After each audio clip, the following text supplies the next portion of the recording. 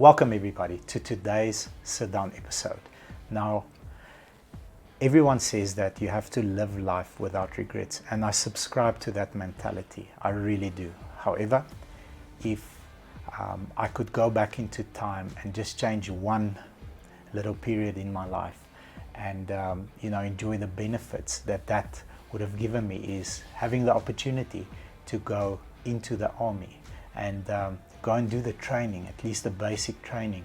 And I know that many young people today, some of you watching, some that aren't, would definitely benefit from the structure, the mindset, the discipline that the army provides so many. And unfortunately, I'm an 84 baby, and I wasn't in the position where it was compulsory. But fortunately for some, unfortunately for the people that subscribe to my mindset, that enjoy discipline, structure, and having set rules to live your life by.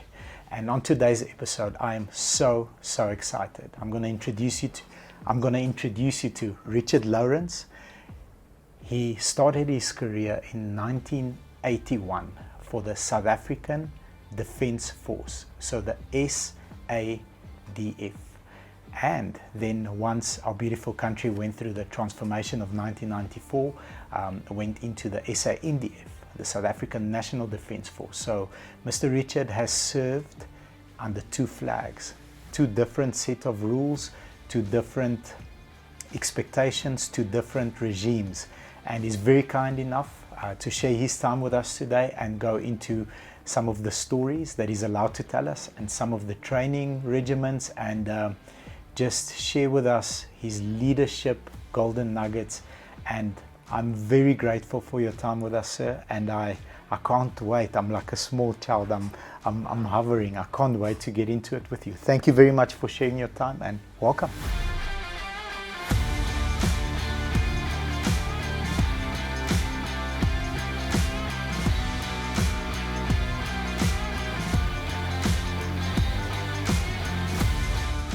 Thank you very much for having me on the show, and also exposing the viewers and people out there to understand what it was like then and in comparison to what it is now. And having to serve under two flags, two masters, and being a soldier, you become a veteran at adaptation, to serve and then switch over and serve again. And it was a life fulfilled. Beautiful. With a calling, and it wasn't a job, because we didn't work for the money that time. We worked for the calling, for the love of country, flag, and people, whether they were black, white, colored, or Indian. So it was a calling, indeed. Beautiful. So I want to dive into the 17-year-old version. You are 17. If we could have that young man sit here before all the training, the tactical missions that you've executed on, what's going on in your mind? And as you said, it's a calling. Did you always know this is the road that I want to travel in, or did stuff happen in your life to guide you into that direction of, back then, the South African Defence Force? First and foremost, we were conscripts of a voluntary service. We were not national service conscripts, which means we were not compelled by law. Okay. There was no law that compelled us to, join the army. We were colored men and African men that were volunteers. And we became, like they would say, NDP, Nationale Dienstpligtiges. Yes. We were called VDP's, which means Vrijwillige Dienstpligtiges. Okay. So we were volunteers. And our voluntary services was a duration of 2 years. Your first year is do all your training, and if you were good enough and sharp enough and had a reasonable good IQ, you were going to become an officer or an instructor, which means a non-commissioned officer, from corporal, lance corporal, and then second lieutenant if you were becoming an officer. And this was normally 1 year that you go on the selection after basics, 3 months, and then you are selected, and then you become a junior leader. And I was lucky, and I was favored with the selection to then become a junior leader in the military. And I completed the junior leaders up till November 1981, and I received the rank of a second lieutenant. Beautiful. And being a man of color and a volunteer, it was a dynamic achievement. Beautiful. You know, Congratulations. it was one of these achievements that you couldn't dream of, because you grew up in a country where a system did not allow you that. Yes. And then suddenly they have a clause or a policy that says, ons gaan nou breinouens oplei ook. En hulle gaan hulle eie junior leiers oplei. So hulle gaan hulle eie produksie van offisiere hê en hulle eie produksie van onoffisiere. And I'm a product of that, you know. And as you look at the 17-year-old, I never had that in my mind. Because the only time we saw soldiers was when it was in the 76 riots, when we were at school and running against the system that was the apartheid system. And we were stone throwers, we were rioters at school, and schools all came up. Yes. And they striked, and you know, and we had stayaways, but it was always against the parents' will. You could never tell your mom you're going to riot. You could never say you're going to school and you're going to go throw stones today.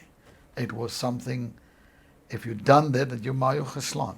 Yeah. You know, you got a hiding, or you were grounded at home and said you shall stay home. Here and there, parent was not allowing it, but just turned a blind eye to it.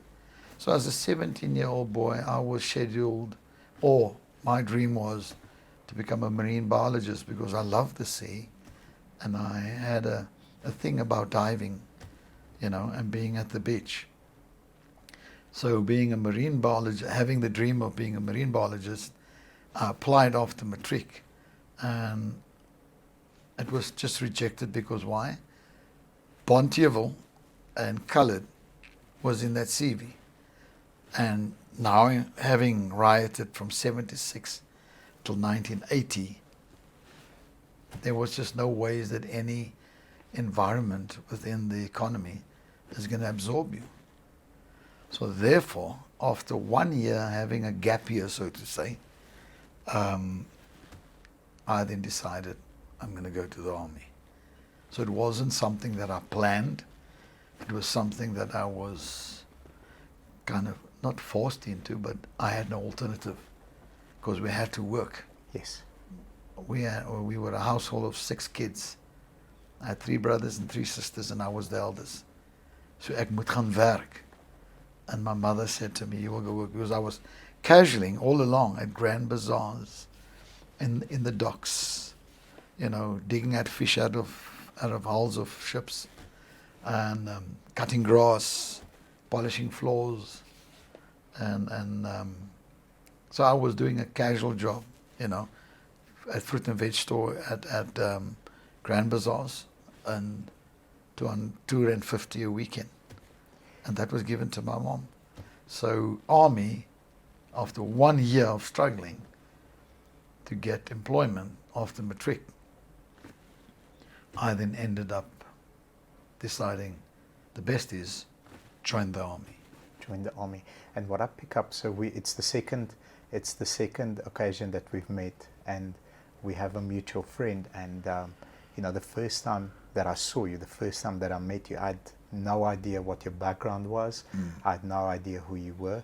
Yeah. And the moment that you entered the room, I, you know, immediately saw, this is the first image that I had of you. Strict, disciplined, and strong.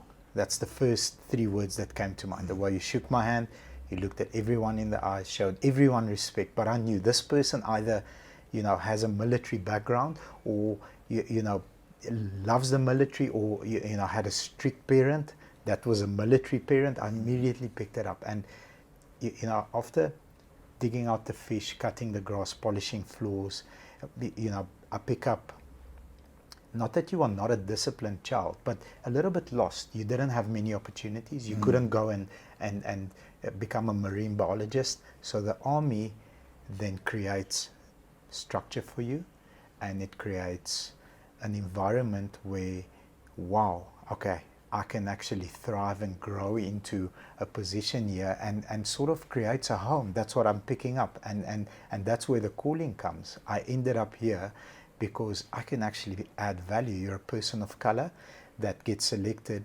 within the first year, and you move up the ranks immediately. It's a calling.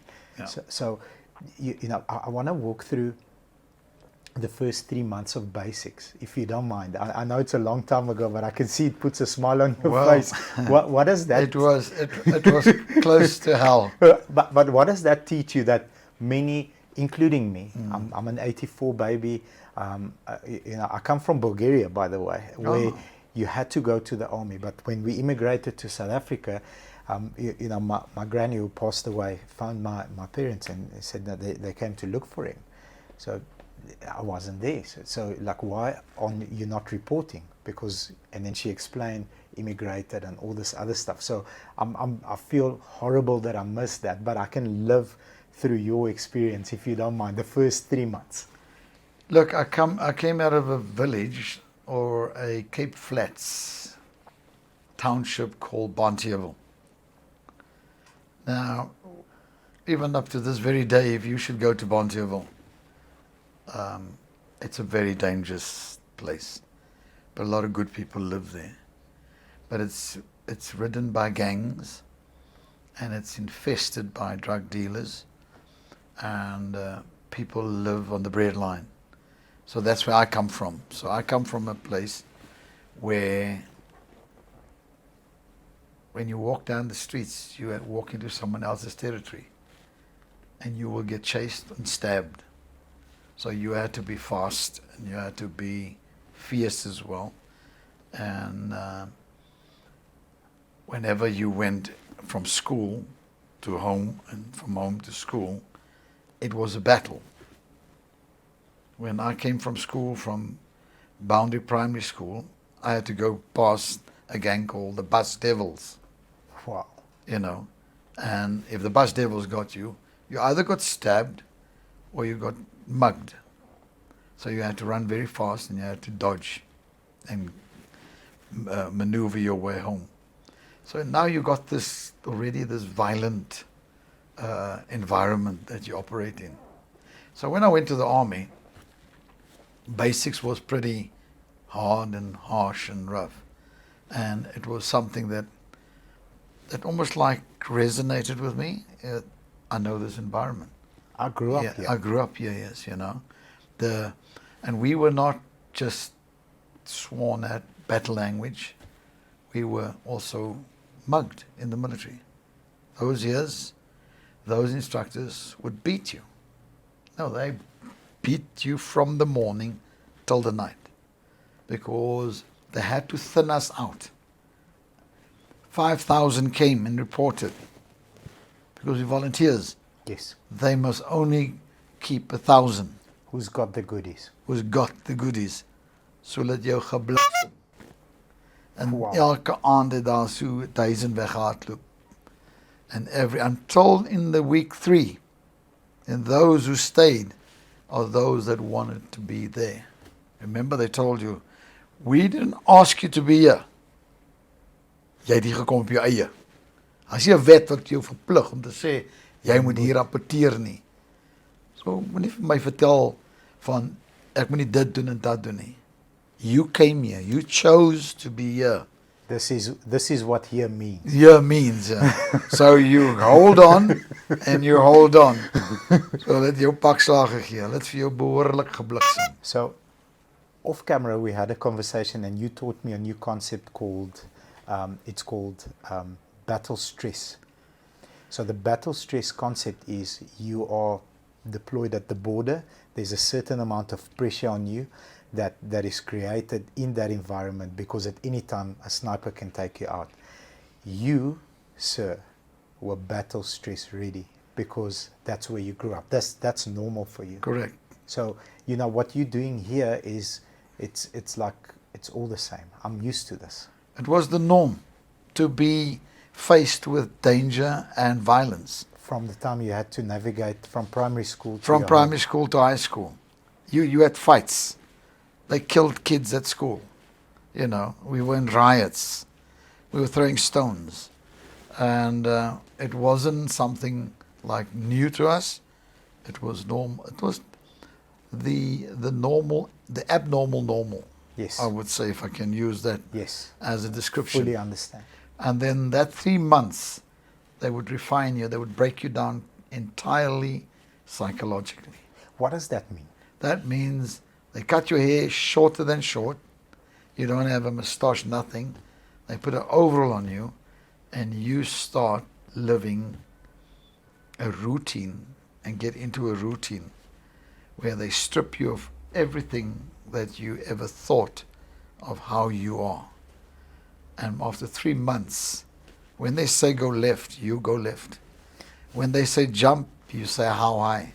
And how many times? And how long must I stay up there? Type of thing, you know. So you were totally conditioned into following orders and instruction. There was no union.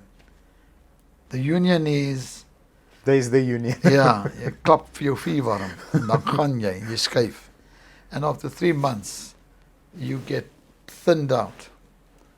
And then they would take those that were like storemen, those that were drivers, those that were chefs, those that would become medics, and then those who would become combatants. And these were the guys that where I belonged in, or where I ended up in, combatant. Then I started growing a love for what I'm doing. You know, it was like almost like the norm. I can take this. And then when you tasted this, that you are now trained to visit violence. You come out of a violent environment, now you're trained to handle that violence. And that started growing on me and growing on that group of men that became infantry fighters, which means you became an army soldier for combat, and you're a combatant. And then after 3 months, they take you, and then they do you specialized subject matters. You know, you become a chef, a driver, and you become a junior leader, which means you're going to get a platoon by the end of the day, or by the end of the training session, and these are 30 men that you will lead into battle. Wow. 30 armed assassins. Call it what you like. That's what they are. Soldiers are trained assassins. Yes. They go into battle, they visit violence, and their job is to kill. Not to say hi.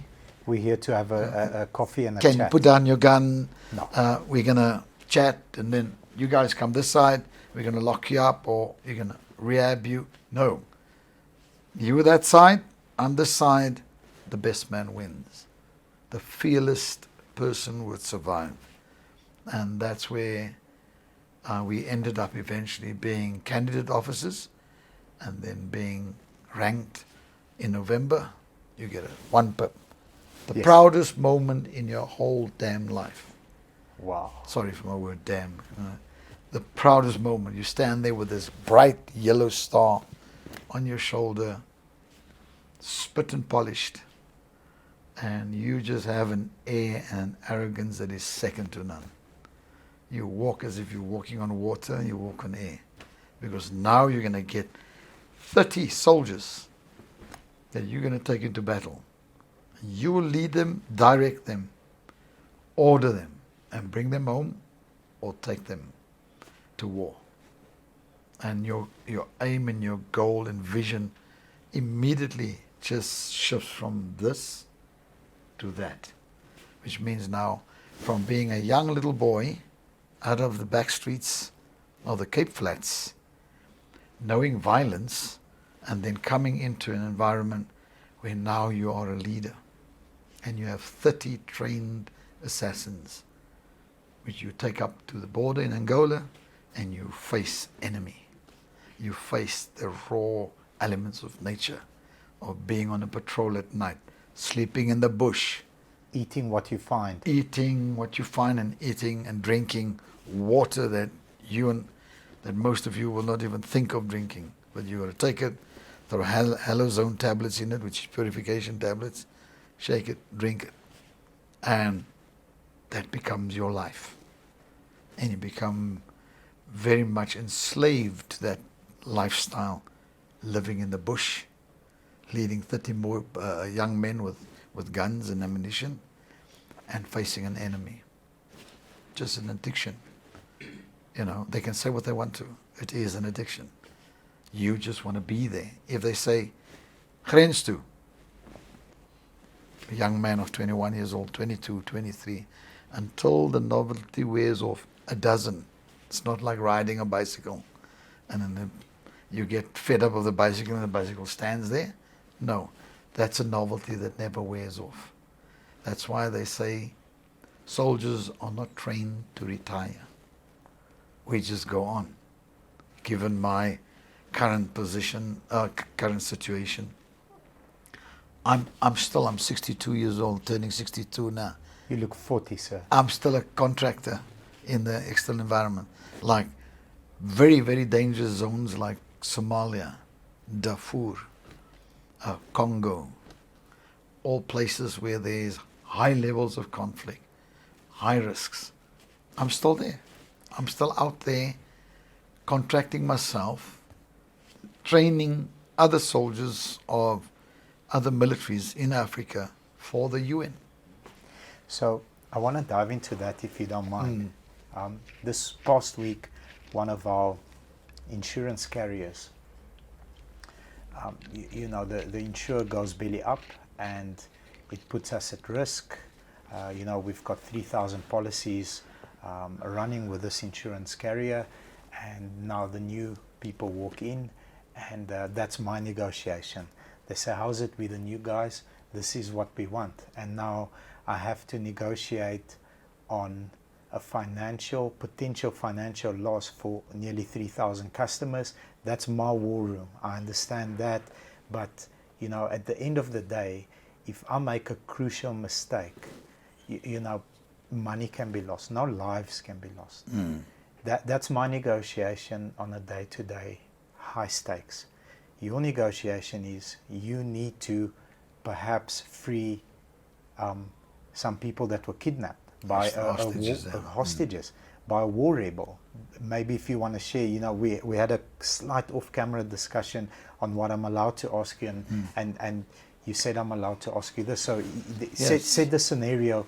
I want people to understand that you negotiating with your kids and your wife where you're going to have supper has no real consequences on anybody's lives. In your profession, you take 30 men or 60 men or 10 men in a situation where somebody can die, and then your child is not coming home because you made a mistake because you led them there. Look, the margin for mistakes there is zero, first of all. I fully agree. I can make a mistake in the boardroom and we lose 400,000 rand. We'll make it up. We've got insurance for that. You can lose a life.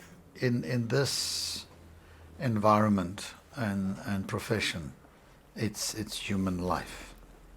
You're forever having a margin of mistakes which is zero. It's there consistently because no officer or leader wants to lose any of his men. Absolutely. Because then you build up a reputation, and soldiers will say, I'm not deploying with him, you're going to die. Yes. Or I'm deploying with him because that's a leader. Ons gee pak. Ons deel die pak uit, verstaan? Ons vat nie pak. Ja, ons vat nie pak nie. And so that's the first thing I want to say. The margin for mistakes is zero, but you got to be competent and highly skilled, and also very inspirational within your profession. Now, having said that, in Darfur, when I became the first man of color to be a sector commander of Wow. Sector 6, and it was in Kutum. When I arrived, actually, and I'm going to tell you a little interesting little tale, the Nigerian general said to me, why are they sending, because an African Union mission, which means 9 African states have sent people there. So it's mostly black. And here and there, a very fair-looking African person, because there are colors all over Africa, but they are not called colors. Yes. We are the only country that has categorized and Yes. named and labeled people of a different color scheme as colors.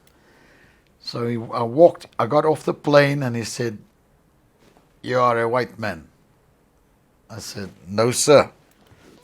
I am not a white man. I'm black in South Africa. And he laughed at me and he says, you got a very funny sense of humor, Richard. And I said, yes, General. He says, yeah. In the car, I got in the car and we drove to the office. And while we were driving, he said, I told the African Union in Addis Ababa they must send a black sector commander, because all my other sector commanders are black. And there are 6 sectors, and you have the largest sector. Richard, what are you doing here? What are you doing here? I said to him, I can give you an example, General, but I need to get to your office. So in the office we go, and he calls his MA, which is a military assistant. It's a major. And he says, the colonel wants to ask something. And I said, bring me a glass. And bring me water, coffee, and milk. Kirinkira looked at me and he said, what are you going to do now, Richard? I said, behold, watch, and learn. Put down the glass. Love it. Threw the hot water in there. I told the young man to do it. I said, Major, throw water in the glass. He threw water in. Yes, sir. I said, now you take a spoon of coffee, you throw it in there. The coffee in. He says, I said, General, what do you see? And Major, what do you see? He says, I see black coffee. Yes. I say, yeah, black coffee. I say, okay, General, you agree? Yes. Where are you going with this? I say, behold, sir, and learn. After that, I said to the Major, throw in some milk. So he throws in milk, and the whole coffee changes to white, brown, whitish, Yes. very light. And he says, it's white coffee with milk in. I say, yes, I'm a black man with a little bit of milk. And he laughed uncontrollably. He says, Love it. where did you get this example? I said, well, that's the best way to describe me. In South Africa, I'm categorized black. And then after that, Kirinkira would fly me in from Kutum when he gets high delegation visitors. And I would have to tell the story and do the demonstration over and over until everyone knew that I am black. Yes. But nonetheless. So in Sector 6, I land in Sector 6. How old are you then? I was then, how old was I? I was 45, 46 years old. You've already got massive experience. Yes, I'm now in my 6th year as a colonel. 6th year as a colonel. Full colonel. Fully trained to the highest level that any officer in the military could be trained to. Because I have done what they call the ENSP, Executive National Security Program, which means once you do that, you are eligible to become a general. So I've finished with that also. Wow. Also, few men of color has done that, and being in the post that I was in. So coming from a tactical headquarters, which I started up to, and wrote the policies for, and etc. They put me into the sector commander post. And then at that stage, whilst running that sector, I was then faced with a situation where UNICEF members were snatched by rebels in the little village called Debus. And the rebel leader was Abbas. His name was Abbas. That's the leader's name. Yeah, he was And then I was told by this force commander, which is Kruinkira, we have lost 6 UNICEF members and they are gone. We don't know where they are, but they got lost in your sector. I said, well, fine. I don't know about them entering my sector, because when you enter sectors, you must notify the commander of that sector, Yes. the leader. We are in your sector, so if something happens, please, we are here. And this is why we are entering. Entering, This and is the our purpose intention. and the duration, so that we can know, where they are and track them. Although NGOs and private organizations do not want to be associated with the military, Got you. because they want to stay neutral with the rebels. They Yes. say, oh, we are helping you guys, Yes. so we're not with the military. So you couldn't even escort them. You understand? Got you. So, but nonetheless, they should just tell us we are in area, in location. And then for 2 days, I was scouting with my military observers, find out where were they lost. We got them entering, and so they ended up in Debus, and they were helping kiddies that were ill and delivering medicine and stuff like that. And then that's where they disappeared. They got snatched. Yeah, and that's when I said, well, if that's the last place they were, someone saw something. Yes. And then I flew in there, sat in a wadi. A wadi is a dry riverbed. When it doesn't rain, Yes. the bed is dry, but it's very cool, nice. It's got trees in it. So, and that's the conference room in Africa. For rebels, they conference under a shady tree. That's why in Africa, there's a saying, never take a crap under a shady tree, Okay. because it's the office, Got you. And then we were sitting there, and then So you enter this village, village, this very, very dangerous place. armed rebels. So when you enter with your men, are your men allowed to carry? Yeah, Or we bear arms. You bear arms. Yes. So that's how you enter, and you present yourself as a person that is there to negotiate with the rebel leader. Look, they know me. They know you already. All of them know me, because every rebel grouping has a representative that sits in my base. Got you. So if I want to talk to one of your members here, there's a representative, and I just say, Ali, call a bus, tell him I'm flying in. Yes. No, he doesn't want you to fly in. I say, I'm telling him I'm flying in. I want to speak to him. I want to speak to him. And then I fly, But and at then least he's aware that he's you aware. come. And Okay. then they threaten you, no, you mustn't land. And they point guns at you. They point everything that is a weapon at you. But then I just say to the pilot, you land. They won't shoot. And the pilots, who are Ukrainians, Ukrainians. yeah, he say, it is the helicopter. He doesn't say helicopter. Helicopter. So he's got his RPG pointing. I say, land. And then the pilot lands against his will and everything. You jump out and we And got to then have we a get meeting. out and we deploy. And On a then dry the river- rebel leader would riverbed. say, what are you doing here? You're not supposed to be here. I didn't approve. I said, no. And a few times I was not liked for what I'd done. And the rebels knew that they couldn't say really no to me, because I would come. Yes. This is my sector. Yes. Hier is my huis. Hier Yes. besluit ek wat ek doen. And then we landed and we negotiated, and after 7 hours, 7 hours. 7 hours, they released all 6 of them, gave their passports, gave their purse, gave their vehicles back. And because what they do is they take these Toyota bakkies, they cut off the roof, and they put a 14.7 heavy machine gun on it. They mount it on there.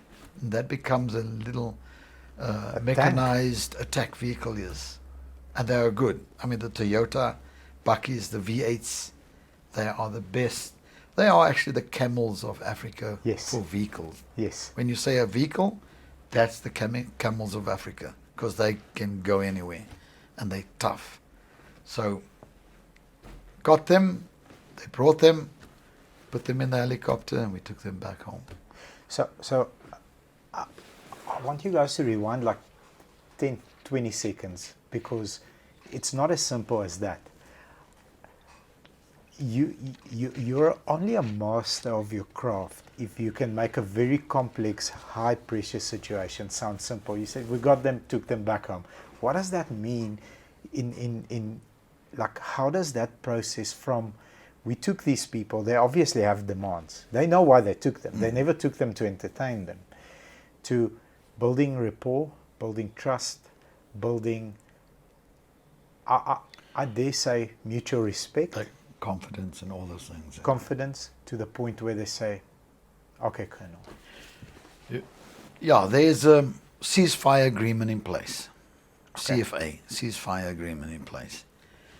So what you do is when you come into a specific village where there's armed rebel groups, you always use the ceasefire agreement of what the UN and the AU has signed, that they must not attack civilians, they must not attack private organizations and NGOs and aid workers within that sector, within that environment. So you continuously and consistently remind them, tell them, you are in violation of the ceasefire agreement, clause 1, 2, 3, and 4, or clause 9, 15, and 20. And holding these people, you are now violating the ceasefire agreement, and you can be charged for this, and come in front of the tribunal courts, and you can face a hearing. So please, but this is I'm giving you the short version of this. Yes. And they have lawyers there, sitting there. Rebels that are qualified in legal matters. Wow. They are legal eagles. I used to call them the legal eagle. Where's your legal eagle? Say, yeah. And I say, okay, you young man, or you sir. And they knew me like that. I would be very direct, very respectful, but very assertive. Yes. And no promises are made. And no promises no are made. favors are promised. Nothing. You give back what you took because you violated the following clauses. And we will negotiate that. And this is a negotiation via an interpreter. So you must know, I talk to the interpreter talks back. Then he talks to the interpreter and talks back. So it's not a short, like me and you having a chat. No. And then the whole conversation is diluted too, because sometimes the interpreters do Make a slip. mistake. There's a slip between the cup and the lip with regards to how they understand it. And then you've got to reverse again and say, no, this is not what I mean. What I mean is the following and the following and the following. And it's a lengthy process. If you think our parliament is chaotic and how they misunderstand one another and how they chip in and Yes. how they do things, that is how Africa operates. Everyone, you will find his panel of the wise sitting there, and that, and then the other one say, and then this interpreter must be alert, because he must try and capture all of their comments and try and tell me what the devil they were saying. And also you don't understand really, you don't have a deep understanding in the culture and the mannerisms. Yes. Us as South Africans, if I for example engage a Zulu person, I know enough to know that a Zulu person acts a certain way, stands a certain colored gentleman, Indian gentleman, you speak to the culture almost. Oh yes. But, am I right to say so? There's a very good example that Trevor Noah does. Yes. He says to a guy, when there was a plane that done an emergency landing, he says to the black guy, what happened? What happened, sir? This plane was going, then it was giving a pocket, and then the plane just swing around, and the plane landed, and then I was saying, thank God, I'm on the ground. It was dangerous. That's how he talks. Yes, that's the culture. Ask the colored man. Yeah. Hey, what happened here? Say, hey, my bro. Toe ons weer sien, toe slat hy pilot 'n handrem en hy plein jong. My broer, hy plein gly die kant toe. En toe ek weer sien, toe is ek hier onder weer. Ek sê vir hulle, jy, wat gaan aan hier sa? And he gives a long version Yes, of the story. how this That's plane the landed. culture. That's the And then you culture. ask him, so where were you sitting? He said, nee, ek het hom van bo af dopgehou. Ek weet nie, was eens in die plane nie. You understand? That's And then you ask the Englishman, so what happened? And he says, first we were flying, and then we were flying no more. End of the story. The Englishman gives you that short version. And the energy. The African, There we go. you understand? The energy. So now I'm negotiating 6 people's lives. I can't understand the body language because I telling you, can't it's understand an the enormous task. That's stressful. Look, the reasoning, the thinking, the understanding, and your fear of losing them is ever present. And you got to keep this guy interested and focused. Like I would say, Abbas, stop my brother. Me and you. It eventually, after the 4th hour, I asked him, can me and him, the two of us, just have all the others excused?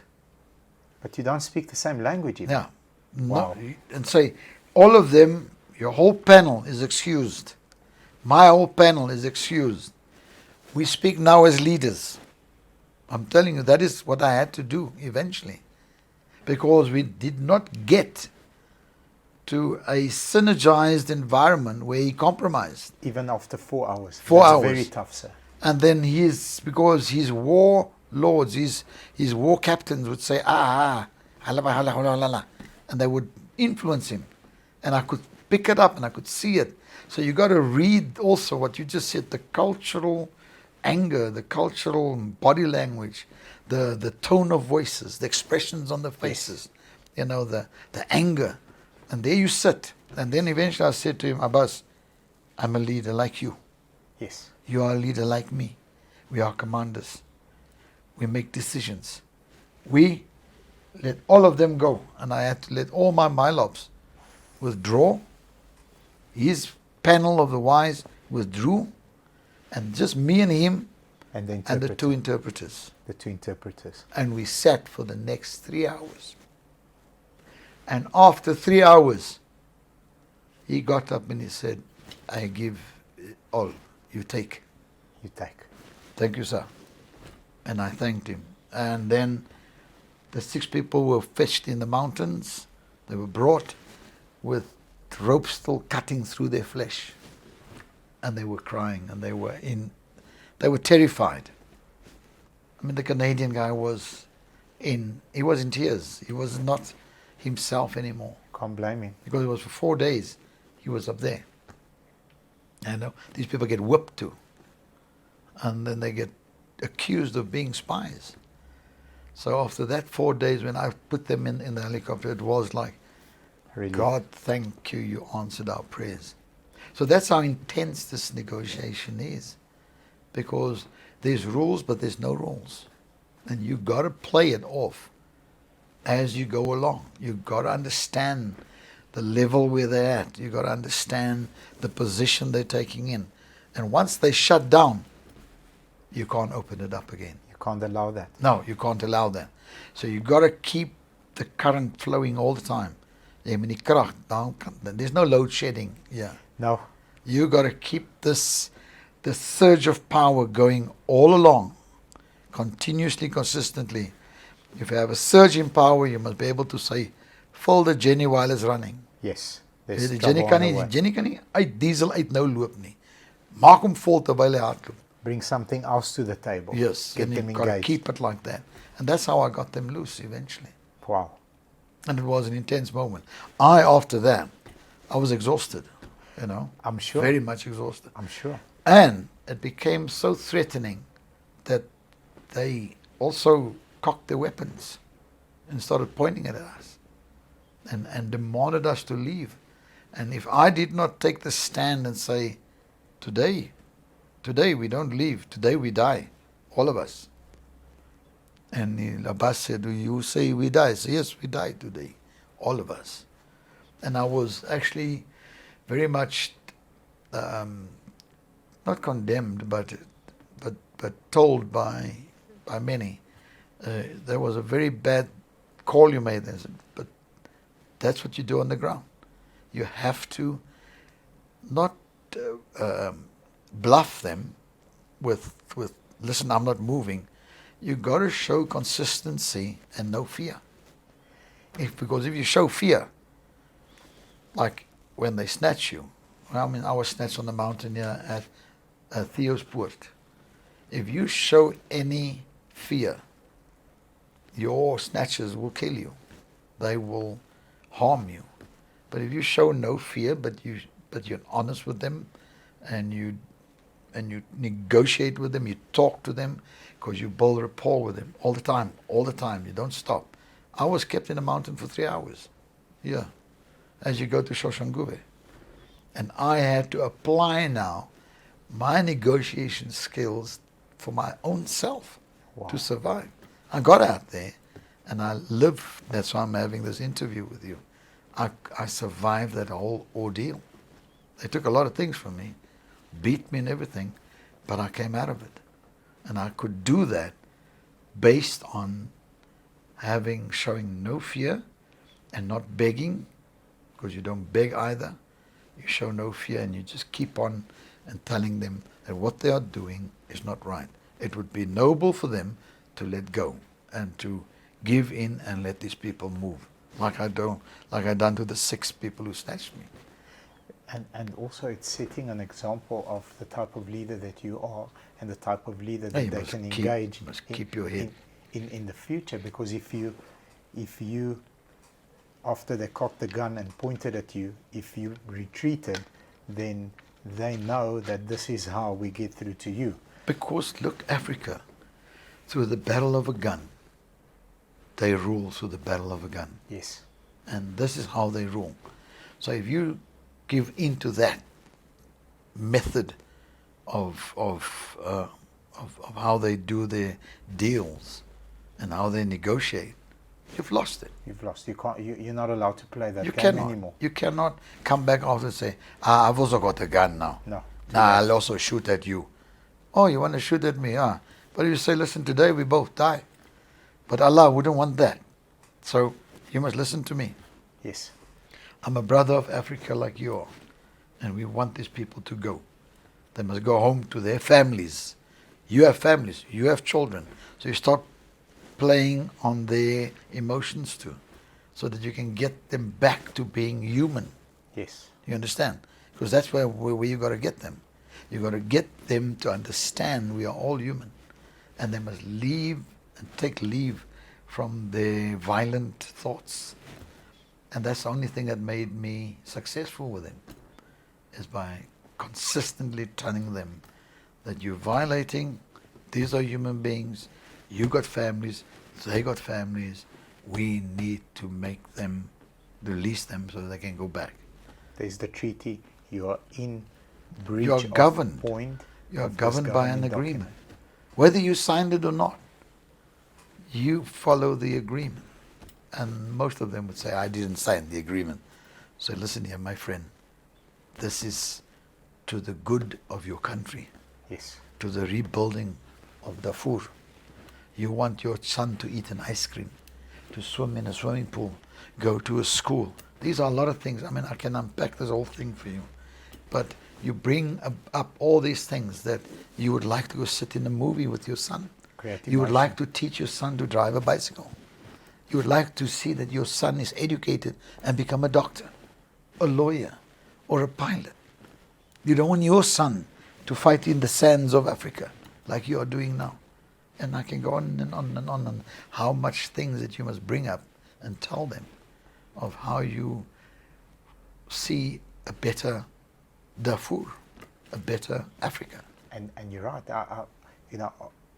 I do sales training. So my function at work is to train the up-and-coming salespeople. And you close people on logic and on emotion. Oh, yes. And what I was saying now is logic and emotion. Together. It's all not the way. either or. You kind of integrate the two. It's all grey. Yeah. It's not separate, because if you If you only work on logic, I can fight your logic. I can't fight your emotion. No. If you speak about my children, I can't, because it's true. You're talking truth. Yeah. Logic means this document is signed. You are governed by this document. Logic is, I didn't sign your document. Take your document and cock the gun and here we go. I'm a rebel against this document. Emotionally, you want your son to eat the ice cream, become a doctor, swim in a swimming pool, or lead the life that you are. That's when it You know, Bob, I even went as far as to take out my little booklet with my daughter and my sons in it. And I said, you see, this is my firstborn. He's at home. He wants to see me again. That is my baby daughter. That is my secondborn. Where's yours? And then we would sit, and what's her name? And how old is he? How old is she? That's a reminder that we're all human. Yes, you got to take them back to being human. And sometimes I do follow the negotiation steps, and there's times that you must just do gut feeling things. Yes. And when your gut says that's what you got to do, you do that. You do it, And but no favors, no promises, and no fear. You keep it at that, and you do not back off. If people talk about quitting, there you cannot quit, because you know why?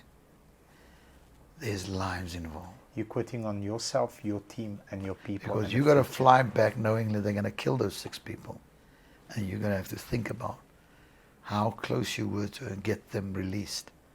And if you don't do your job now properly, they're going to die. And no man wants to go back and being in uniform saying, I tried. Nee, vandag gaan ons allemaal do it. Today we die. There was one mile up that wept. He said, Kolonel, wat maak jy? Ek sê, man, vat die mannetjie chopper toe. Yes, you don't belong here. Yeah, get to the chopper. Jy gaan nou chopper toe. Sleep. And then off he went. And then I kept those that were there, because the rebels would say, why is he crying? So, no, his eyes has got the sun. It's not good for him. Oh, okay. Go here. So even people crack down on negotiations like that. They fall apart. They feel it becomes a bit too much for them. Pressure. Because the conscious or the thought of losing that negotiation, knowingly that you slip, that they slip through your hands and that people's going to die.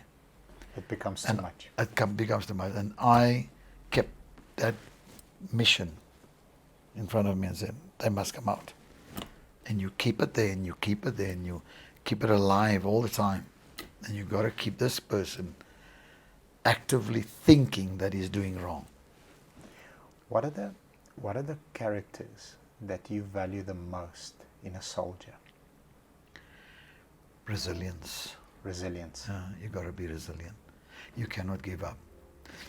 I best describe this to officers when I do junior officer, and I talk to them and inspire them. I say, you take a 6-month-old baby, lies in a cot. You take him out, the baby starts crawling. At 8-9 months, the baby starts getting up, Try to walk. No one told him he must do that. That baby does it out of its own. Yes. And then when that baby lets go of the furniture and take its first 4 steps, everyone shouts. And they call everyone, come and see her. He's just done 2 steps. Walking.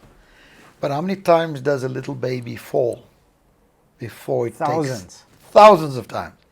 Now, if a little child could have the resilience like that and say, have you ever come across a baby that says, I'm not going to walk? Never. That's just too much for me. There has not been reported up to this very day a baby that gave up. And me and you were one of those babies. Yes, sir. And look where we're sitting today. So the resilience of a little baby. Just take it further. 100 million sperms is ejaculated from the male organ at about 120 kilometers into a female's womb.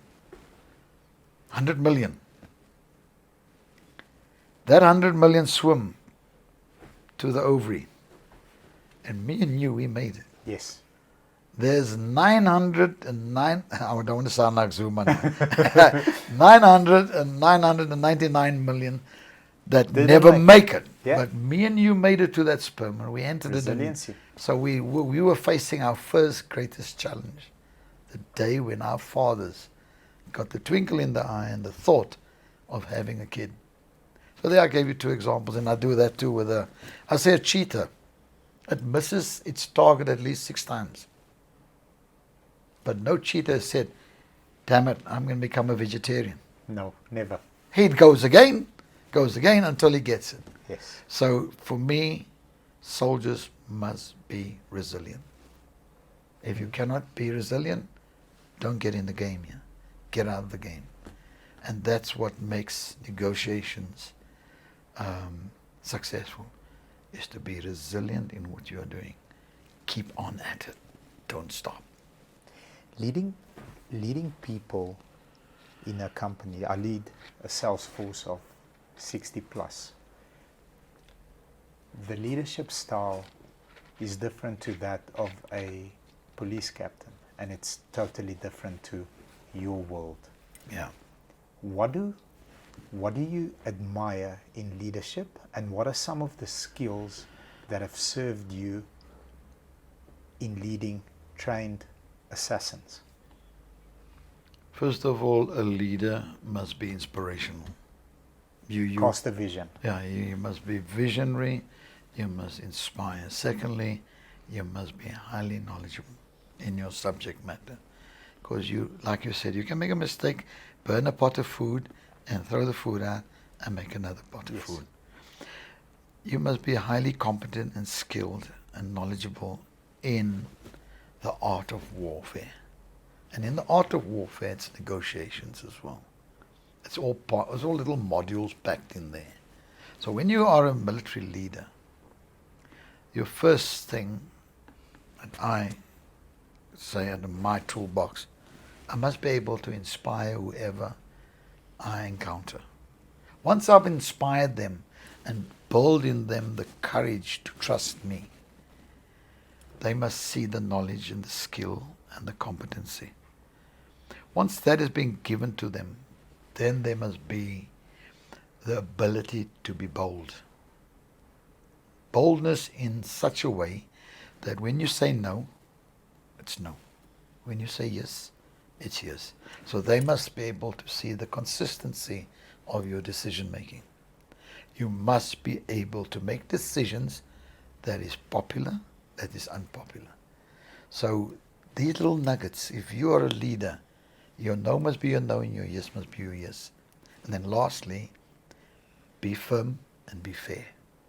If you cannot be firm and fair, you get firm leaders and then they're very unfair. But the fairness of firmness is the key. Because you will find people saying, ja, hy verdien dit, hoor. En hy het verkeerd gedoen, die kolonel het reg opgetree. Of die majoor het reg opgetree. Hy's 'n regverdige ou daai. Hy sal niks laat gebeur met jou as dit nie jou toekom nie. Hy sal opstaan vir jou. And then lastly, be bold enough to apologize and say you're sorry. Because we're all human. Yeah, you know. And that's when it all falls under boldness. You must be bold enough to be firm and fair, but when you're wrong, you must stand in front of your boys and say, and girls, and say, I made a mistake. I made a mistake, boys. Jammer, ek vra verskoning.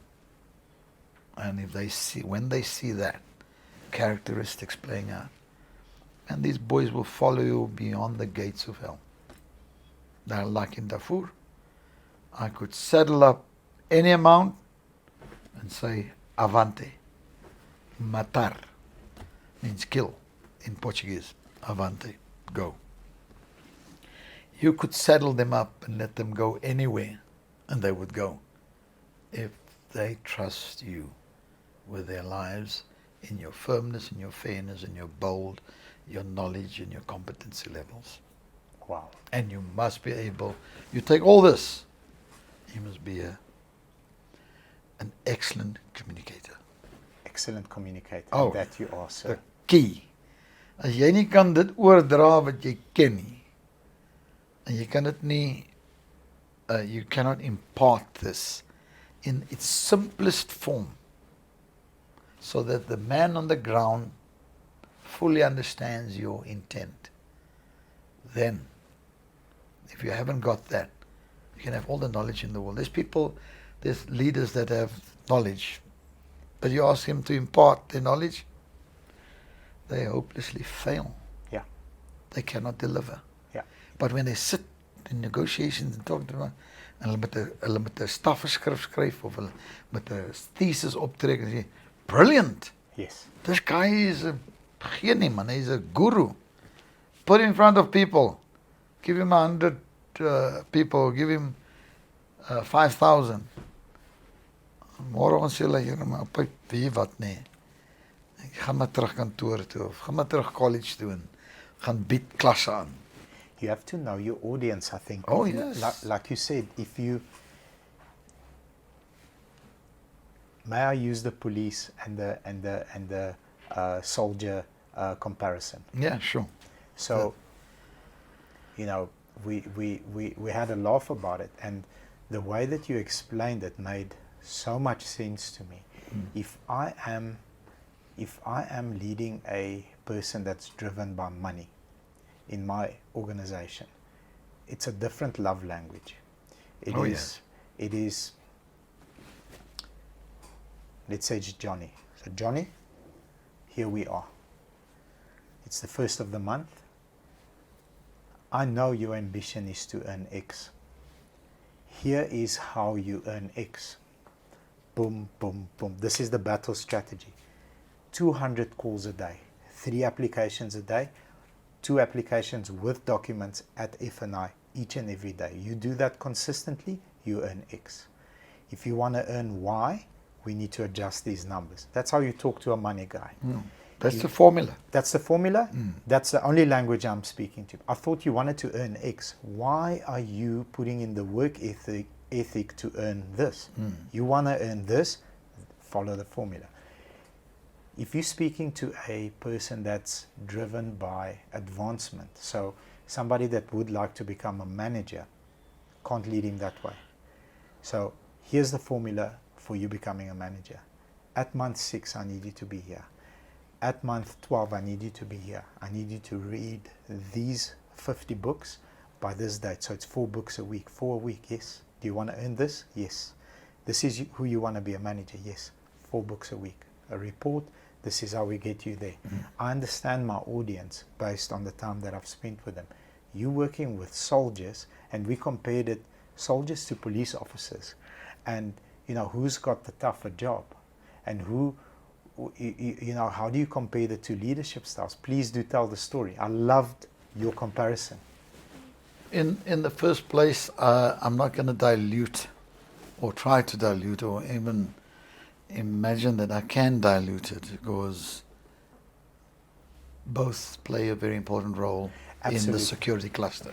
Absolutely, but a different role. But a different role. 100%, sir. They have the responsibility of securing this country. The one inland with law and order, and the other one the sovereignty of this country. Yes. But the intensity of the implementation and the enforcement is done with different resources. Different strategies. resources. Yeah. Because the resources to do law and order is a policy thing. You know, it's law. You got to follow it. Military, it's also law, but the intensity of keeping your borders safe demands much more of a equipment type that can enforce and have a muscle to keep the country safe. Yes. Law and order, citizens have a norm. Yes. If citizens exceed a norm, they call it intention. There's a norm. You stay within that norm, it's good. The moment you exceed the norm, you're intentional. Yes. You know what you've done wrong. There's a law for it. They lock you up, they trial you, and they find guilty or not guilty. Yes. And the policeman must enforce that. Yes. When that norm is not complied to, it becomes what? Negligent. Yes. So now we say, you are negligent. And then likewise, the same process for intention is applied for negligence. Absolutely. You understand? In a military, in a war situation or conflict situation, it's about the protection of all these citizens. Now we're not protecting citizens against citizens. We're protecting our citizens, whether they are criminals, Doctors, lawyers. good people, lawyers. They got to sleep at night. They got to eat nice. Kids have got to go to school. People want to live a normal life. They must be able to move freely and also be free of any form of threat. Now, that's demanding for the organization called the Department of Defense. Yes. Because we have boundaries and borders which we must look after. And therefore, if I take a policeman and I give him 30 soldiers, trained assassins, and I tell him, manage this borderline control or borderline authority, see that no one comes through. The policeman has got a different makeup and training Yes. to do that. So he's going to look at the law enforcement part of it, Yes. but he's not going to be able to manage and lead these boys. Not effectively. I fully agree. No. You take a soldier, and he will be able to apply himself throughout. No one will come through. If anyone comes through, they will get caught or they will get shot, because that is what soldiers do. Yes. Different makeup, different training. The leaders also, in their leadership, is also different. So, the toys that you're playing with is totally different to the toys that the policeman is playing with. So my reference or my comparison is, if I must take 30 policemen and manage them, I will be able to manage them in such a way that they will eventually comply or just say, we didn't sign up for this. Yes. Because my management and leadership style is of a military nature and culture. It's all Very about culture. Yes. Culture. Police culture. Yes. And I have a military culture. So I do things much more forceful, and I'm much more assertive, and I'm much more direct and systematic and orderly. Whereas policemen have a more relaxed environment. They get instructions, they follow policies and instructions. Different Whereas set of rules. in the military, the culture is, yours is but to do and die and never to ask the reason why. So dan as ek jou gesê het, skuif hier af, dan skuif jy. Whether there's danger or not, You have the to. policeman has the option. If it's too dangerous, he will withdraw. He will say, no, I'm not. No. You get the armed task force in to do that. Yes. But army, move, shoot. That's why the army do not shoot warning shots. Not We don't trained to. shoot warning shots. We shoot to kill.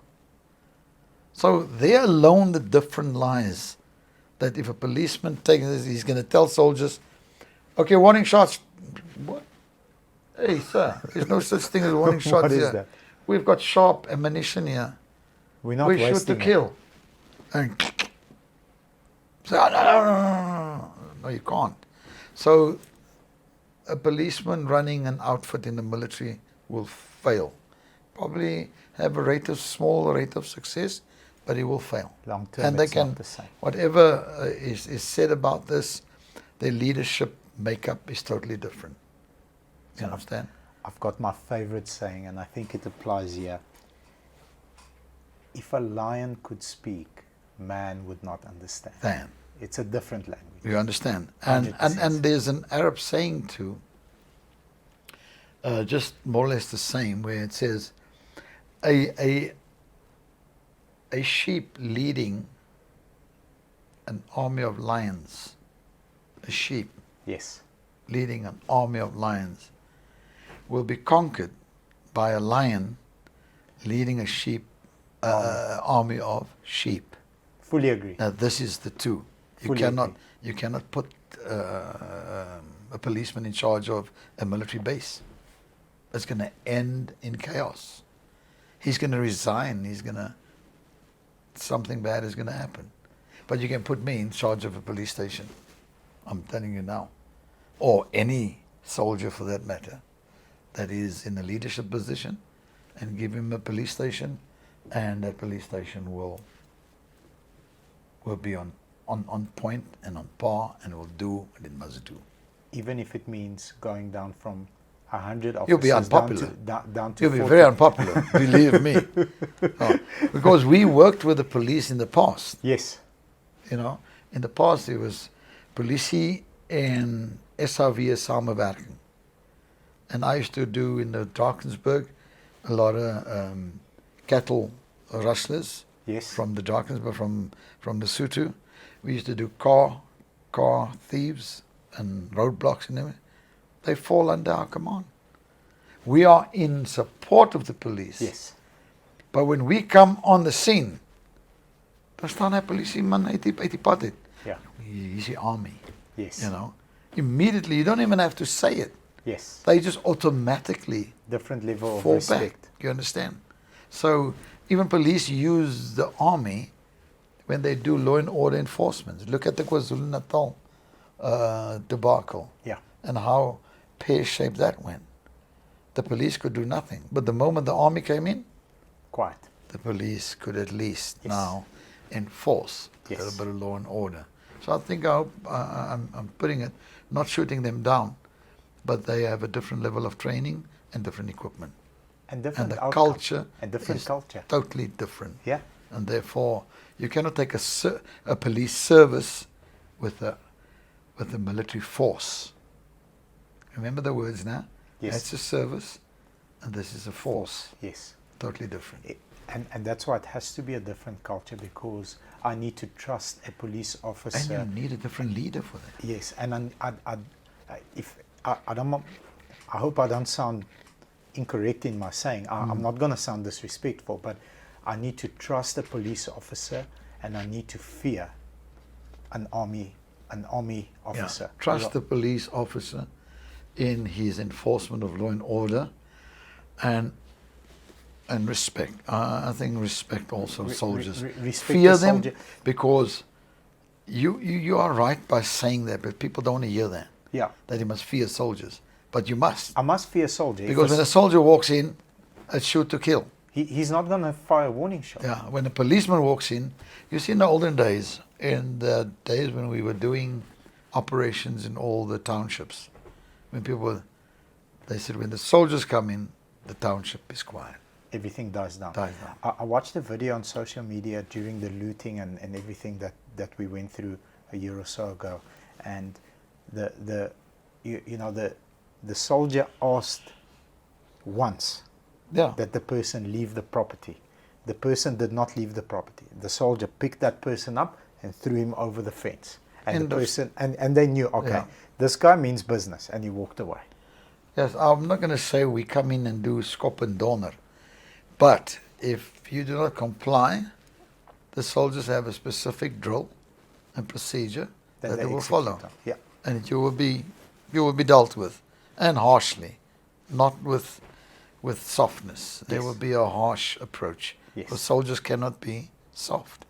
Yes, we can greet, we can say hello, Yes. we help, we pick up kids, Yes. and we do a lot of relief work and aid of people that is in emergency situations.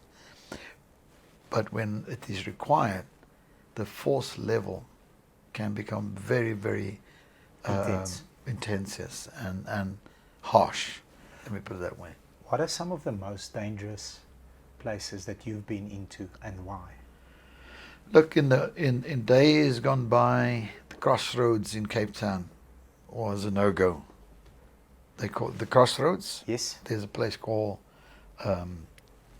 Guguletu, and in Guguletu we had the crossroads. If you go to the crossroads, it's a no-go zone. It's a red zone. They used to call it rooi gebied. Yeah. If you go in there, you must expect to be shot at, or kidnapped, snatched, or It's killed. going to happen. It's going to happen. You walk into the wrong group of people. So inland, in South Africa, Crossroads. it was crossroads. Secondly, it was Vosloorus Vosloorus on the N3. on the N3. Wow. The Kamalo Road, the Kamalo Street. You Dangerous. ride at nighttime Kamalo Street, you're bound to get an AK barking at you. There we go. You go into the hostels, the men hostels, you are bound to be shot at. There's no ways. Cops didn't go in there. They went in there escorted by the soldiers. And I laid in Vosloorus for about 6 months. I was there, and that time I was falling under Germiston Group. The group headquarters was Germiston. And Vosloorus, the Katoris area, they call it the Katoris, because it's Katlong Yes. and Vosloorus. Yes. You No don't move there at night. And that time it was curfew too. So if you move there at night, even soldiers, they shot at soldiers as well. Kwatema, places like Sharpeville. I mean, all these, the Valdriu, Yes. Sharpeville, Kagiso, Munziville, all those places, Roodepoort. If you go to like a place called Rake Park too, was burning. When you go into Rake Park, you will get shot. Only the army could go in there. Red zone. Red zones, internally. Kailitsa. Now, this very day, you go into Kailitsa, they'll see, this face, you'll die, or they'll snatch you, and things will happen. So we've got a lot of red zones in our country where things are happening. I mean, you go just down the road to Vosloorus, what's the place named Mamelodi, Yes. you know, and Vosloorus, Red zone. red zones. I drive in there normally because I know a lot of people. I drive into Mamelodi because I know people there and I know the culture. You understand the I culture. see, I can read the battle signs, you know, and people see me quite often going there. No, don't. Richard's here. Yeah, they know. Okay, we know this one. And I speak a little bit of the language too, so Which I can helps. quickly pick it up and understand. So dangerous places is, and then in Cape Town, going into a township like Manenberg and Bonteheuwel and Valhalla, which is a common term we call Kreefgat. Yeah. Yeah. You go in there, you must be expected to be robbed Things or will happen. killed, and things will happen to you. Phone snatching and things like that. So we have fairly dangerous places internally in our country. Externally, the most dangerous place that time, when I was in the military, it was Namibia, Angola. You know, that was our border. That was Yes. our NAM. Namibia, we used to call it NAM. Yeah. You know, it also has a NAM in it.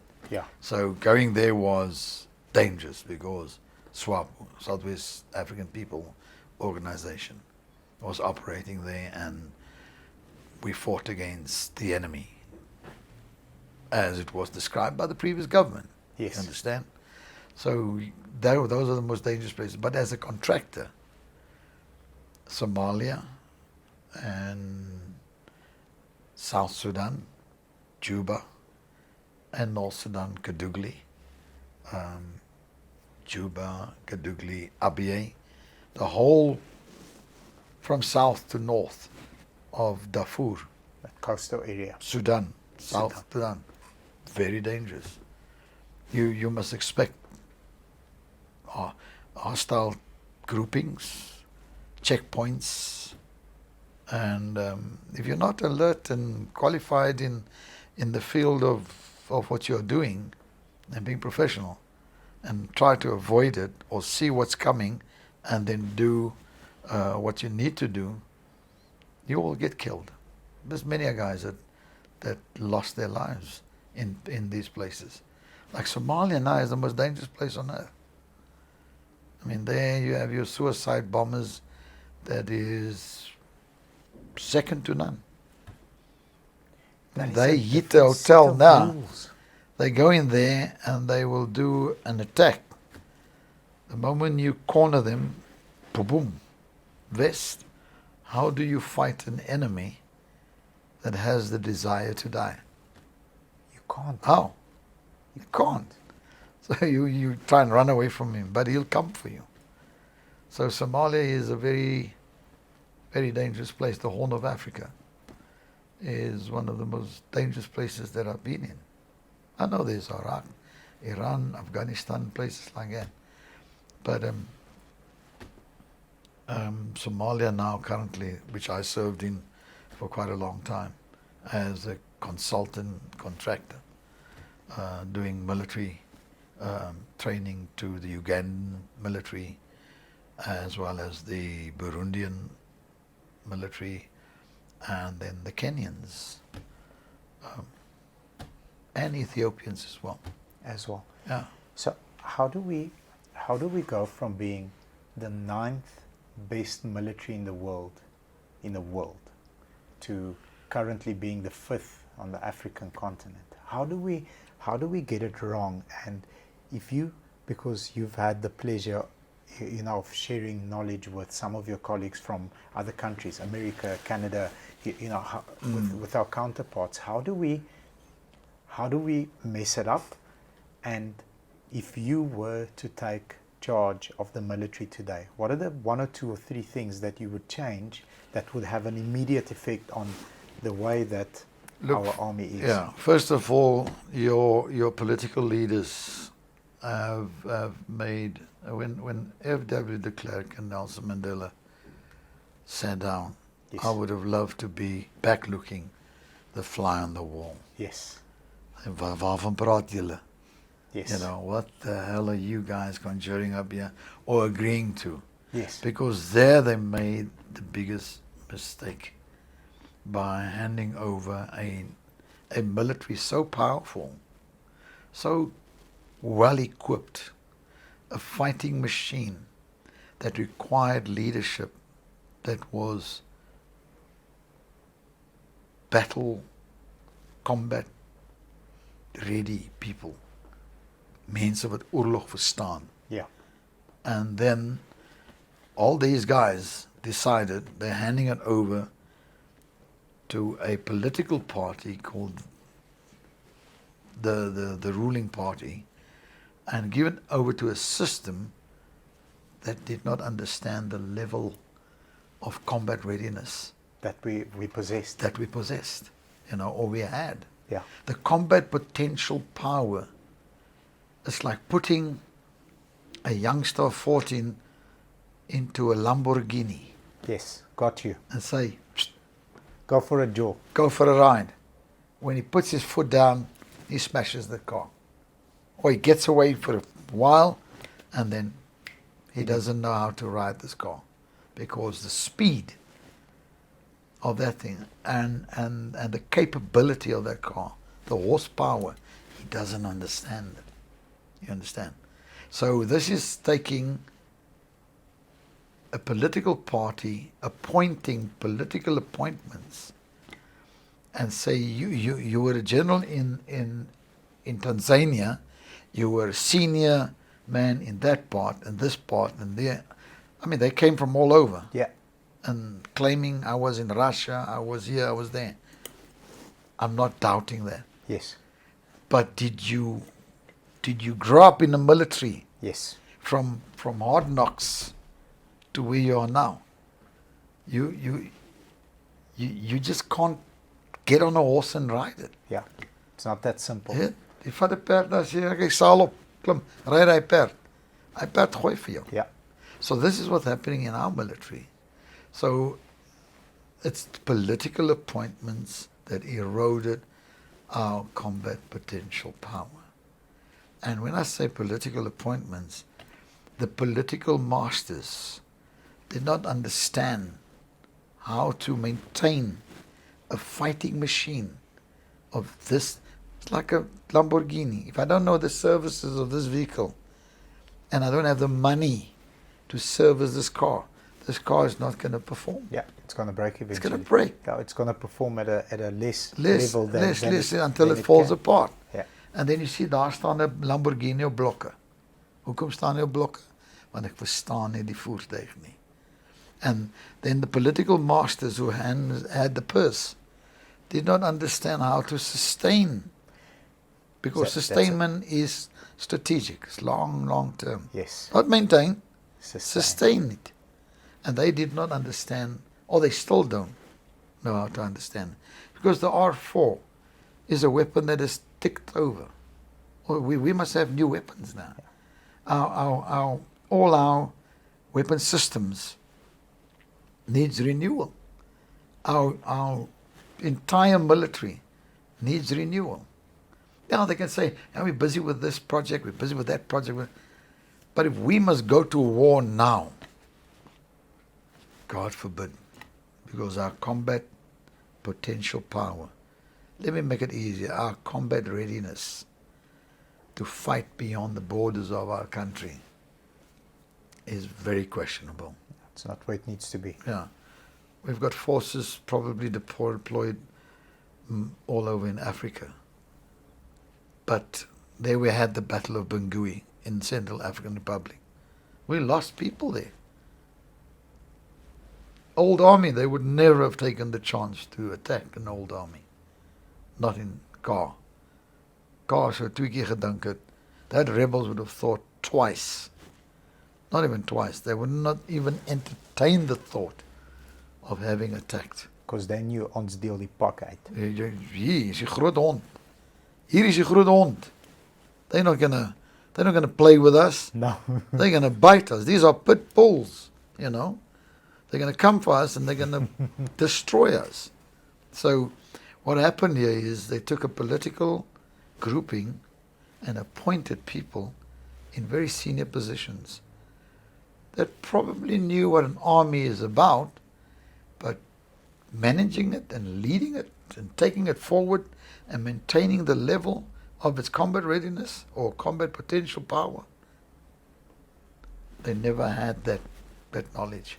Because if they had that knowledge, why did all these guys go for senior command staff course, junior command staff course, ENSP, the general command staff courses? Why did they have to do it? If they were so qualified, they would have stooped into those positions and maintained this military. And tell the political leaders and masters, so much must be the budget to sustain this. But they integrated it and they flooded it with more forces, and they made this whole military so heavy that all the money went to salaries. Because we had to integrate. Got you. We had to integrate. Almal moet nou inkom. Ja. All these guys, they are now all. You're also from the ANC, yeah? Come. So everyone becomes. And it became heavy. Heavy. It became top heavy. And they couldn't maintain the HR budget. Was going now to just pay soldiers. And look at them now. Overweight. The fitness level of our military.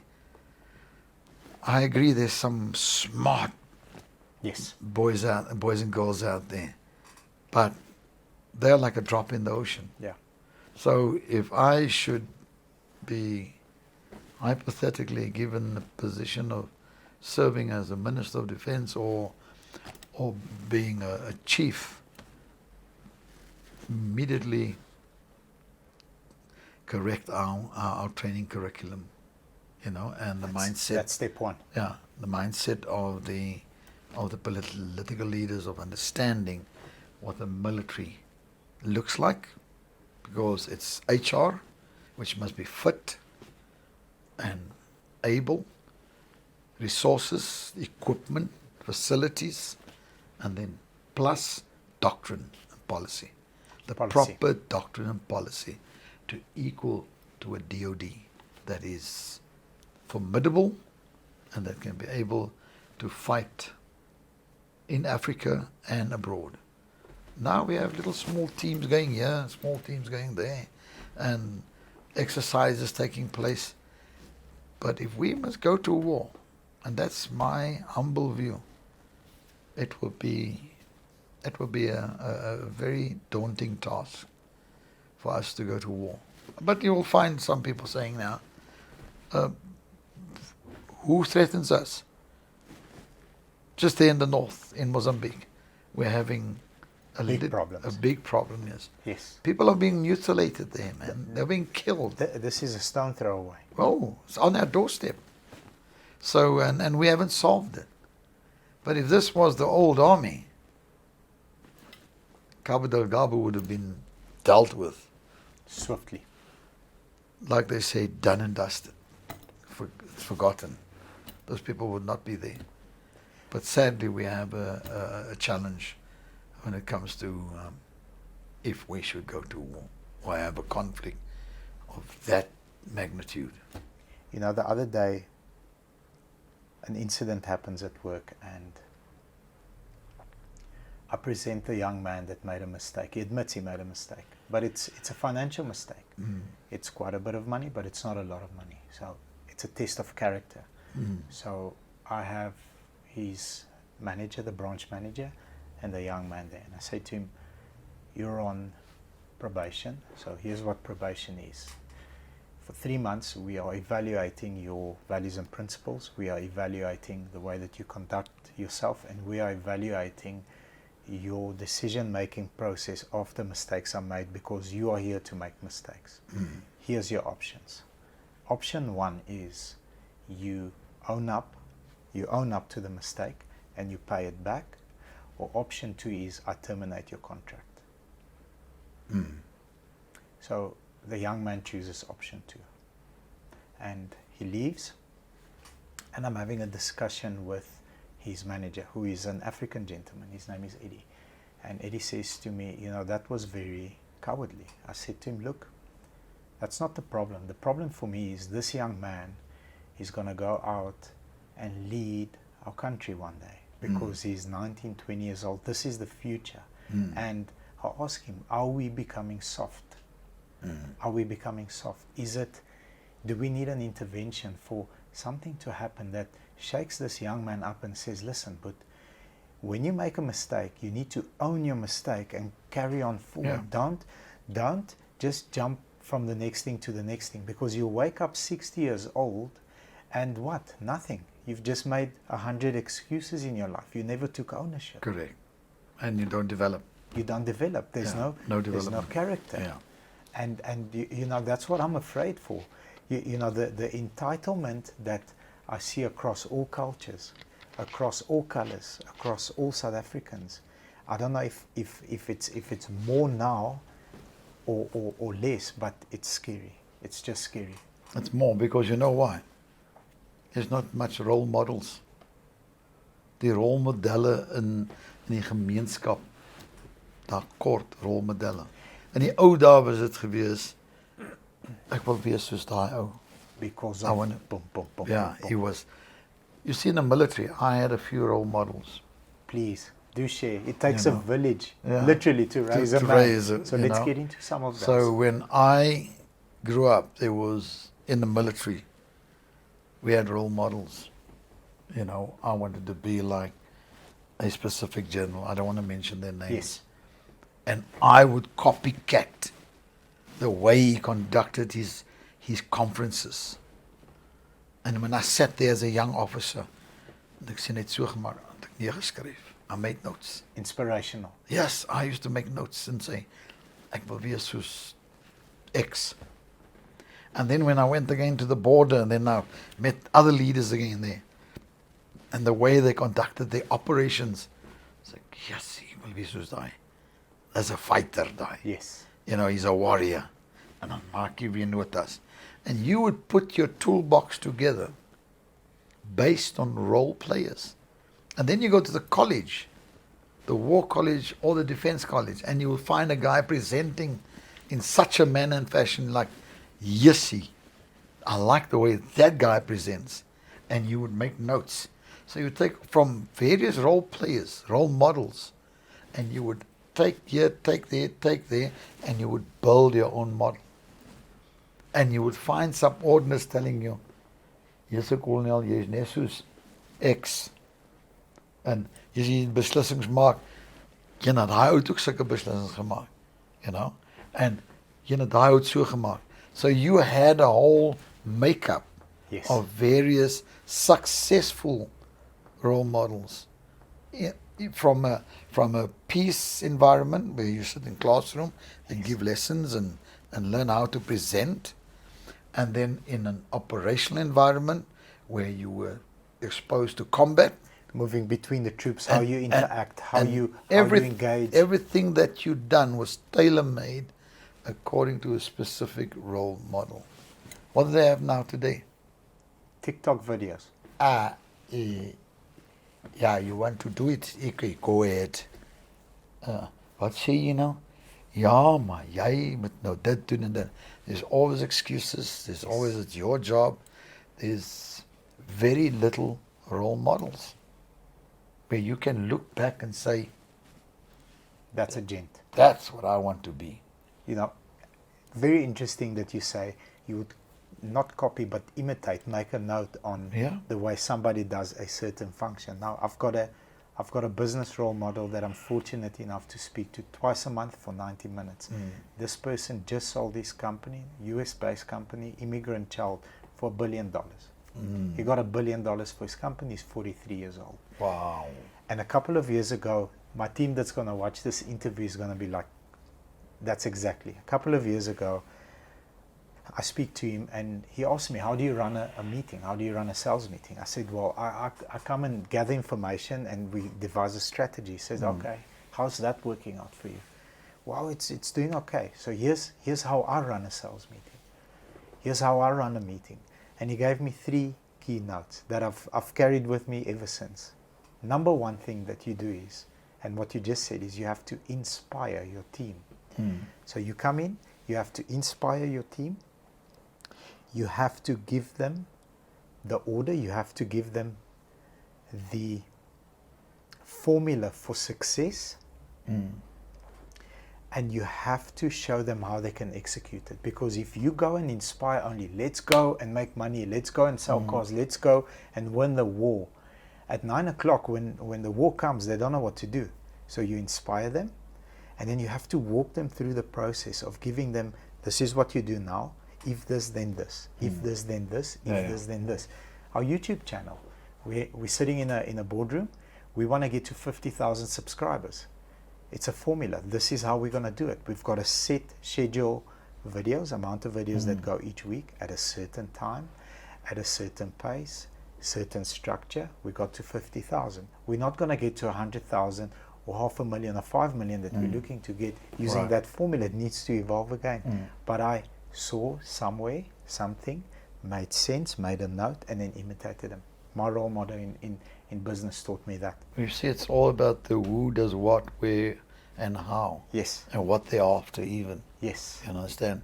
So it's covering all that W's. But to close on this matter with regards to if I must be in that, my dream, or a fly on the wall in the future. Yes. If you can ask me in what room do I like, I would like to go sit on the Brexit meeting. On the Brexit meeting? Yeah, meeting, fly there. And see how the Brexit role players, stakeholders, and how South Africa can turn around this army, this capability of a 5th best in Africa back to a 9th best in the world. Or potentially even higher. Higher. Yeah. You know, I would like to sit there and say, Mana, whoa, this is how, I mean, Brexit is designed to do what? Is to enhance Africa. Yeah. So, and all these countries, like Russia even, I mean, we're talking to like a superpower. Yeah. You understand? I'm not going to go through all of them, but I would like to sit there and say, how do we turn around this military of us? Yeah. From the 5th best in Africa to the 9th or the 5th best in the world even. And that's where I would like to sit down, and I would crack the whip there. And they told me, they would like, it would be phenomenal to sit there and things will just bubble out. Yeah. All the experience and the knowledge and understanding. But that's where I would like to be, in that room. Futuristic. I told you the back looking. Yeah. Ek sou vir Madiba en vir FW gesê het, ons moet eintlik altyd van julle weer gaan toesluit. Because what you're doing is criminal. Yeah. It's criminal what they've done. Yeah.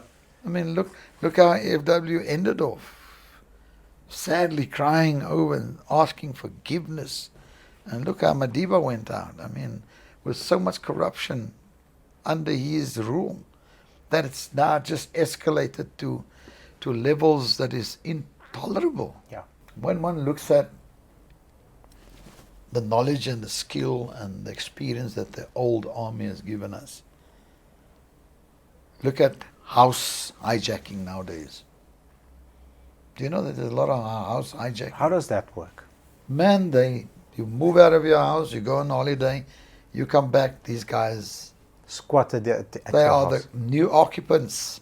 And now? And you pay them, and if you must get them out, the laws of this country, and they've got lawyers, they've got crack people fighting their cause, and you can't get them out of your house.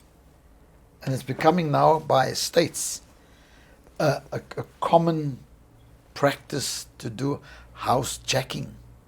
So I wanna touch on an interview that I watched. So a couple of months ago, an American journalist is interviewing Putin. So this is before everything that's busy happening now. So let's say the interview is about a year and a half old. And the journalist asks Putin, what do you think of, he raised a couple of issues. So it's these gay parades that everybody goes on, and Black Lives Matter, and all these things that are happening in America. And what's your point of view? So that's a very hard question to answer. So he looks at him, he says, and coming from a military background, I want you to give me comment on that, if you agree or disagree with that, because I fully agree with it. He says very simply, in our country, you are allowed to strike, you are allowed to have an opinion, and you are allowed to voice if there's injustice. You are fully allowed.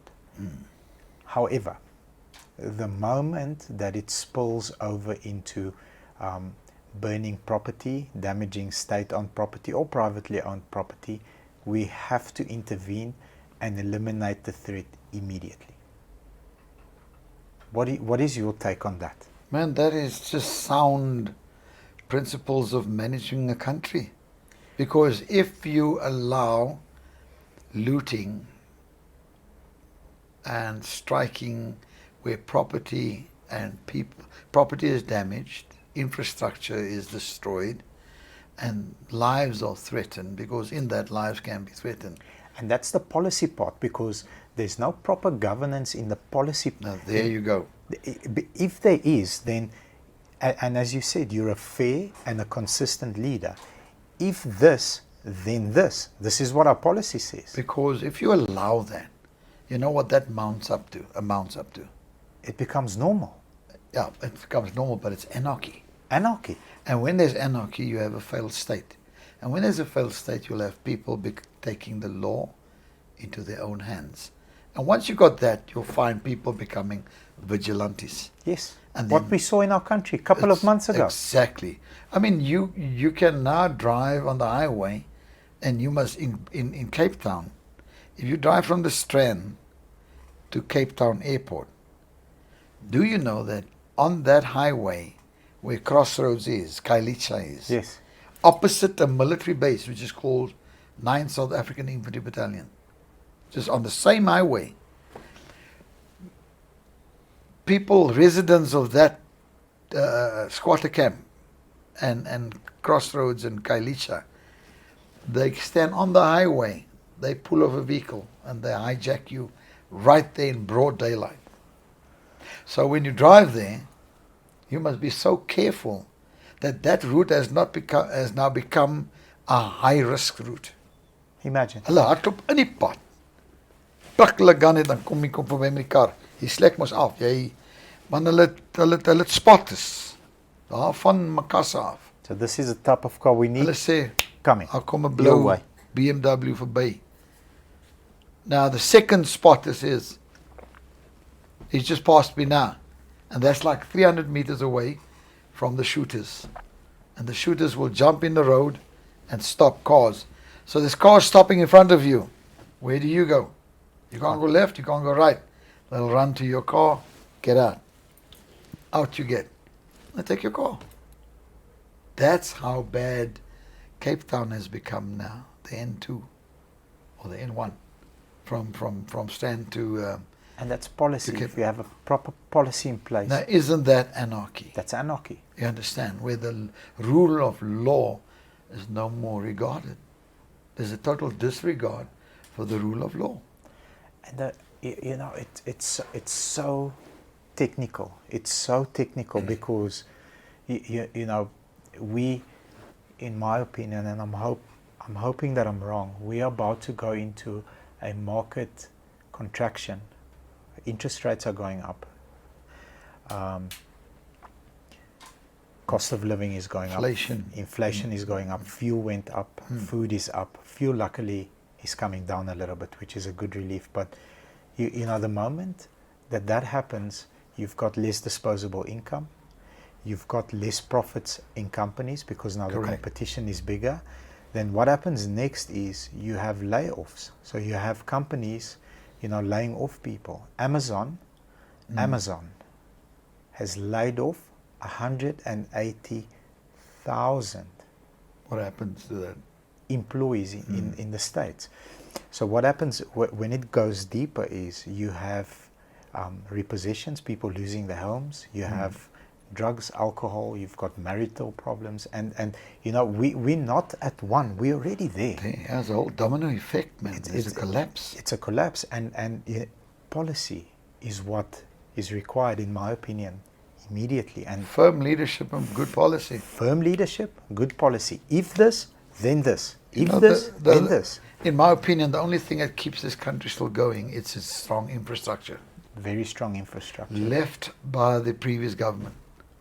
But it's slowly eroding. It's eroding to such a level where it's going to become so clumsy that it's going to collapse. Yeah. But our infrastructure is what's keeping us still going. And I hope, the leaders raise their hands and take the steering wheel and go on this bumpy road and get us back to where we need to be. Dynamic leadership. I really hope and pray we do. I mentioned about, say for argument's sake now, the house jackings, Yes. the farm murders, Yes. the hijacks on the highway. This hijacks. I mean, the that are- spiking. Yeah. It's a normal thing now, and we get the crime rate. I mean, they can take most of these very highly trained military officers, create a think tank team, yes. and use us as consultants to solve the crime problem in this country. Yeah. Now you have Beki Kele. Don't know what is he doing to go so tactical and so technical and go visit all areas that has been affected. Recruit consultants like us, trained in an environment where we can look at any problem and work out an appreciation model Yeah. and Of how to come solve up it. with solutions to solve this country's crime. Yeah. You Hulle need to sit treat allemaal it by like die a huis. business. You need to treat it like a Daar business. sit ouens by die huis wat ek ken, kolonelle en generale, That are capable. dat are capable en sê, "Jesse manne, gee net daai probleem vir ons," because we are problem solvers. So- I mean, one of the largest problems, One of the worst problems on earth is to solve conflict. Yeah. I mean, war. So I want to touch on what you said. I'm going through this experience as we speak. We opened a depot. So for us, a depot is a vehicle comes in. It needs to get to Section A, which evaluates the health of the vehicle, which then creates a job card to, let's say, do tires, a service, whatever. Then it moves over to section. So what do I do to create this process? I go and contract a friend of mine who's an ex-brigadier in the police. I said to him, Uncle D, I need you to come and look at this, because I'm inside the war. I'm chopping wood. Like I'm chopping wood. Where am I chopping? You're too close to it. Yeah, I'm inside. I said to him, well, this is the area. This is what I want to achieve. He said, okay. And there's the he comes from the policing environment, but it's exactly what you said. Train mind to solve problems. So who touches the car first? This oak? No, he should never touch the car first. He should. Okay. What if he touches the car first, then creates this that leads to this, then this one touches the car? I'm like, Hier kom dit nou deur. Hier kom dit nou deur. Die ligte is aan, die water loop. He spent with me, I'm not even joking, 2 days. And 2 days of me bouncing, what if, my process is fine. My process works. So he refines it's efficient. Through problem-solving models, because we get taught every problem-solving model. Yeah. I mean, I can sit down and pull out at least 12 problem-solving models. If it's not the 6 hats, it's the Pareto, it's the SWOT analysis, it's the appreciation, and so I can go on. Yeah. You understand? And we take these guys because they're sitting at home, man.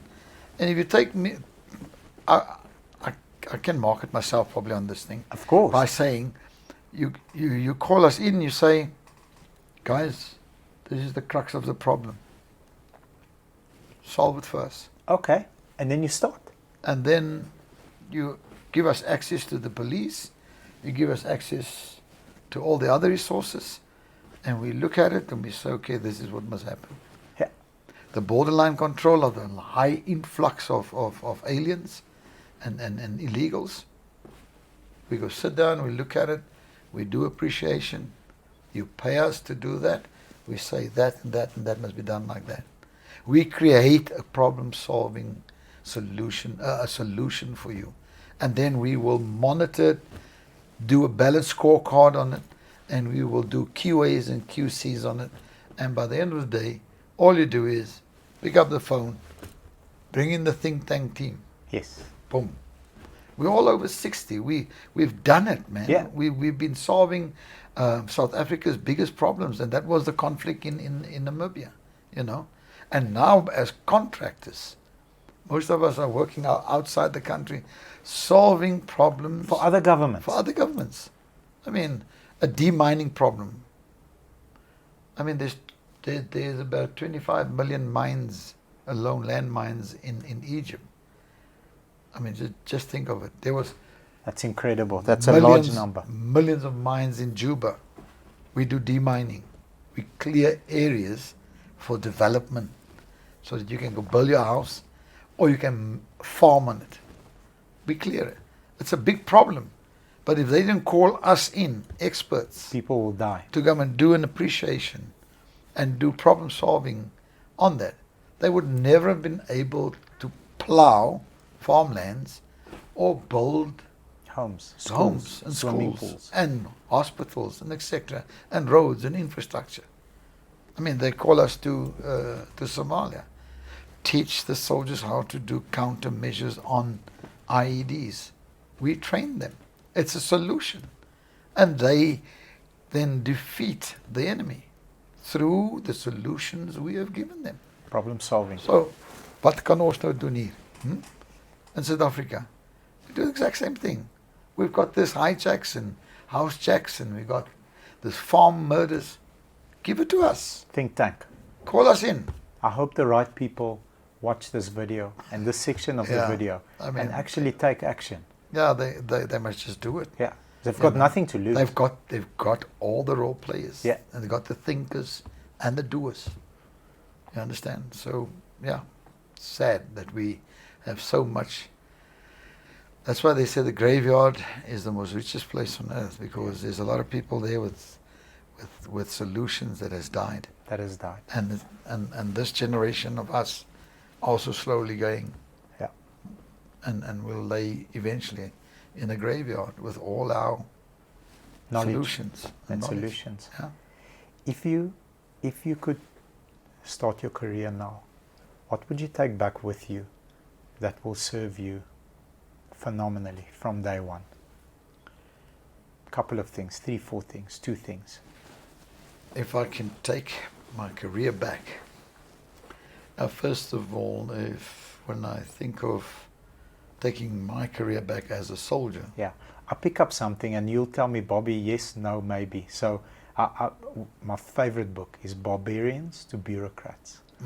So you know, and barbarians not being a disrespectful term. A barbarian in the book is a warrior. You're a warrior. You grew up a warrior. You were, you know, you were exposed to a different lifestyle, a different environment. You evolved not into a bureaucrat, because the book says the moment you evolve into a bureaucrat is when things collapsed. You evolved into a systematic person, because I can see it's a learned skill. You are not inclined to go spreadsheet, problem solving, think tank. You are a warrior first, but this was a learned skill. Am I right to say that unless you evolved into this, you would have never reached the level of success that you did and command the armies and the respect of all the armies that you've commanded? Am I right to say so? yes, in the people that I've commanded, yes, you know, I had to go that route. Yes. You understand, of taking a hands-on approach. So whatever I would take back as if I should start my career again is I would take on, you know, specifically for combat soldiers. Yes. It would definitely be a more robust way of addressing violence in a shorter space of time, with a very efficient method of resolving issues. Let's dive into cost-effective model that can, because our biggest problem now is we don't have a financial business model to kind of feed a military. Yes. Because we're running at a loss of money, because government is not funding this military enough to be able to combat the challenges that we're having. So a robust way. Let's create a scenario. So looting at game, and you know, it's been going on for 4 hours. You get involved. How does that scenario look? And there must be a specific team or unit that is designed with the equipment And trained. trained for that situation. Now they're taking a military that is conventionally trained, and they're putting in boys and girls there with guns and equipment that is not meant to deal with crowd control, Got you. riots, Got you. theft, looting. It's a different set of rules there. It's Yes. a different makeup. Yes. You know, when you take a conventional soldier, he sits in the trenches. He fights out of trenches. He fights on specific battle drills. This is not trenches. This is not a terrain form where you can do battle drills. You know, rifleman number 5, man 200 meters, giving a target indication. Here's people coming out of shops, running, burning, looting. You must disperse the crowd. You must divide them. You must arrest them. If you don't have the equipment, if you don't have the phases of how to deal with them, like in the olden days, what did we do? We had the D formation. You had your riot kit on. You had your loudhailer, giving them attention, attention. You have 3 minutes to disperse. If you do not disperse, we will respond. 3 minutes starts now. Okay. Hey! And after 3 minutes, things happen. Things happen, and then you are in so much shock that you leave whatever you're doing and you run. Now, they look at the soldiers like, what can you do? You know, because the soldier is not equipped for those scenarios. So, really, robust policy and doctrine must be put into place by the DOD to be able to deal and address various forms of violence, which we call fighting in built-up areas, or we can call it, asymmetrical warfare, whereby you have rioting groups. Now just imagine if these rioting groups have guns too, and they start shooting back at soldiers. Different set of rules Different need set to of kick in. rules. So, but that's good policy and governance, Correct. and strong leadership. Urban warfare. We have urban warfare, but look at our soldiers. He comes with a conventional battle jacket, no helmet. Not equipped. If stone throwing takes place, they will have to go hide. Yeah. If those civilians pick up stones and start throwing, the tailor-made force is not there. Yeah. You understand? So, yes, a robust set of doctrine and policies must be developed. Any army, just not our army. You understand? Be it Zimbabwe, be it Botswana, Be it a European country, be it Australia. That is for any form of violence and conflict. You must be tailor-made for that specific conflict that is taking place. And sadly in South Africa, we are taking conventional soldiers to do that. And they need to change that. That's why we're having so much,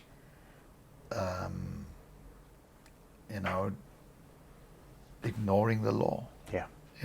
Having no faith in the police. People are just violating left to right. I mean, since when do you run into a shop and make as if you're shopping on your own time? And you come out there and you load your castle.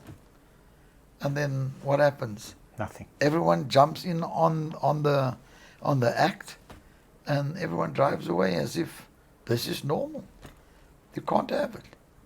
And then the government turns around and says, it's unfortunate that we never knew about it. Where is the intelligence capability? Yeah. To have been able to Predict it, yeah. and forecast that this was going to come. Yeah. None exists. Or it exists, but government has just ignored it, and there is probably efforts to maintain this anarchy or this disruption. Yeah. I don't know. But I mean, things are not getting better in South Africa. Things are getting worse. And they are sitting with people that have taken a package, that are on pension. That could help solve these real issues. Could help solve these issues. I mean, you take 5 colonels, highly skilled colonels, and generals too, and you put them in a think tank team, and you say, guys, this is the fee we're going to pay you. Please solve our problems. And start with one. And we go through them. And we come process them. And we present to the police an anti-crime strategy for heists, for housejacking, for rape, for kidnaps. I mean, there's how many? I speak under correction. At least 20 kids are being kidnapped on a daily basis. Yeah, kids, right up to business people, right up to business people's kids, asking for ransoms. If you have 9 notes behind your figures in your bank account, in the bank it gets communicated. Yeah, you become a target. Become a target. Yeah. You got 10 notes behind your figures. You're a big target. You're a big target. Somebody's coming to ask questions. You're gonna be snatched. So yeah, we have the solution. We're just not using it. And sad that guys like us is gonna just fade into the woodwork. And I really hope the right people are watching this and take action. And our next generation is going to face the brunt of a violent country. A country where the infrastructure is slowly getting weaker and weaker and weaker until people run away from this country. Yeah, which unfortunately is starting to Pack happen. their bags and leave. Yeah. You know, and but BRICS has a big role to play here.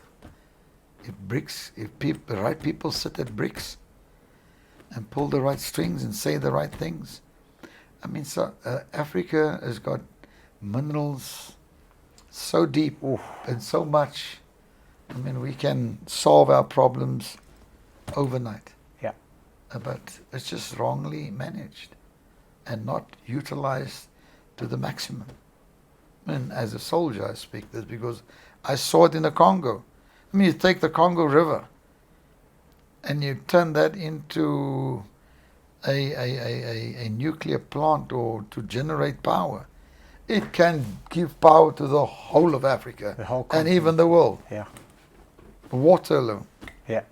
The big Congo River. I mean, Burundi's got Lake Tanganyika, so huge, all coming from the Nile. There's waterways and, man, mega liters of it. But we're not utilizing it properly. Yeah. The right people need to be in the right positions. Too much the right, corruption. And too much corruption. Yeah. What advice can you give young people today? If I'm a 18, 19-year-old boy or girl, starting off in the world. Wow. And this is advice that, I mean, your advice on leadership is evergreen. I've learned so much that I'm gonna apply as soon as I walk out of the studio. I'm gonna do 3 things the moment I walk out of the studio, and I'll tell you what they are. I need to create a think tank team today, so that if we have, I need to go and inspect my business first of all, and inspect. Do a diagnostics. 100%. Where your A problem SWOT, areas lie. a SWOT, strengths, weaknesses, opportunities and threats, and in all departments, create a think tank. Who has moral authority when it comes to, let's say, for example, buying, and do a SWOT there.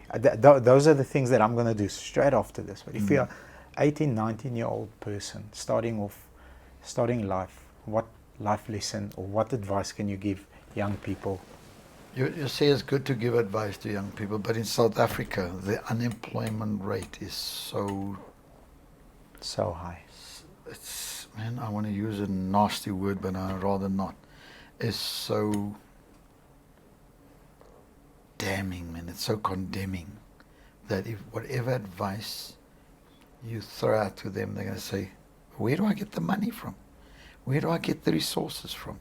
I mean, there's kids sitting at home having diplomas, having degrees, without work, having matric certificates with A passes, and their parents just don't have the resources and the money and the finance to elevate them to another level and motivate them and inspire them to do and contribute to this country and its economy. To the young people of South Africa, it's actually criminal to say to a young person now, you can do anything that you wish for.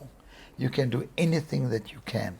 But for me, I would rather say, be the best in what you can do and find resources and means to apply yourself to get where you want to be. But you cannot do anything that you want to do because this country do not allow you. By way of example, many of the elite children in this country get the opportunities because their parents have the money. Positioning. Like opening up mini boards. My advice to companies, company like yours, company like any other company that's doing quite well financially, open up board groupings recruit from schools young people to sit on a 2-monthly basis and teach them how to run a board meeting and give them a stipend as an incentive and say to them, okay, and equip them with a cell phone, cheap cell phone, which they can have data on, and give them a tablet of form and put them out there at their schools. And when other kids see them aspiring and what these kids are That's busy, contagious. what will it do? Love it. It will just flare up. It's contagious. And you as the company can even now recruit out of your board grouping as a kickback to society. You can even see the potential. That lady, when he matriculates, I'm gonna snatch him. snatch him. I'm gonna snatch. So it's gonna become outcome based. So you're not just doing that because you want to uplift society and the poorest of the poor, or the poor middle class and the peasantry. You are also creating now a group of people where you can mine So here's what we do. potential out of, Here's what we do. I want to share. It's like you've read our book. So here's what we do. We take interns. interns. So we do this. We run an internship program where we take, and our HR department and the leaders in our company always fight me on this. But I love working.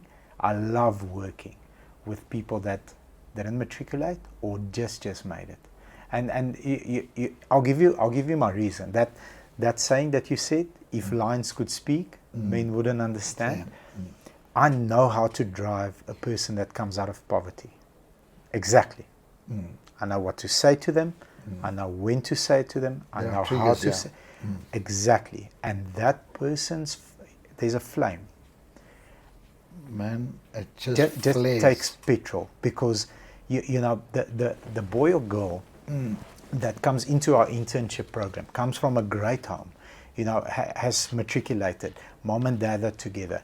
That boy or girl isn't as hungry as the one that is battling and fighting. Yeah, like we involved in food programs.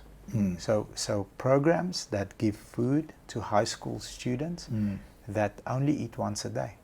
That's the South That's the Africa meal he gets. That's the meal he gets. Driving that boy or girl, and the result that boy or girl can achieve is very, very high. And more companies should do it. Because you are seeding a plantation of potential leaders which you can pick out of. Yeah. The best. And you can then handpick who's going to go where. Because the potential will be jumping up at every quarterly, or make it quarterly board meetings. You give them a narrative. Yeah, a narrative, yeah. And you tell them, I want you to solve my problem at Mitmac. So, and you take these young brains and you let them run. And they sit there and you say, my sales is like this. How about you guys helping us how to improve the sale? You've got 3 months. Yeah.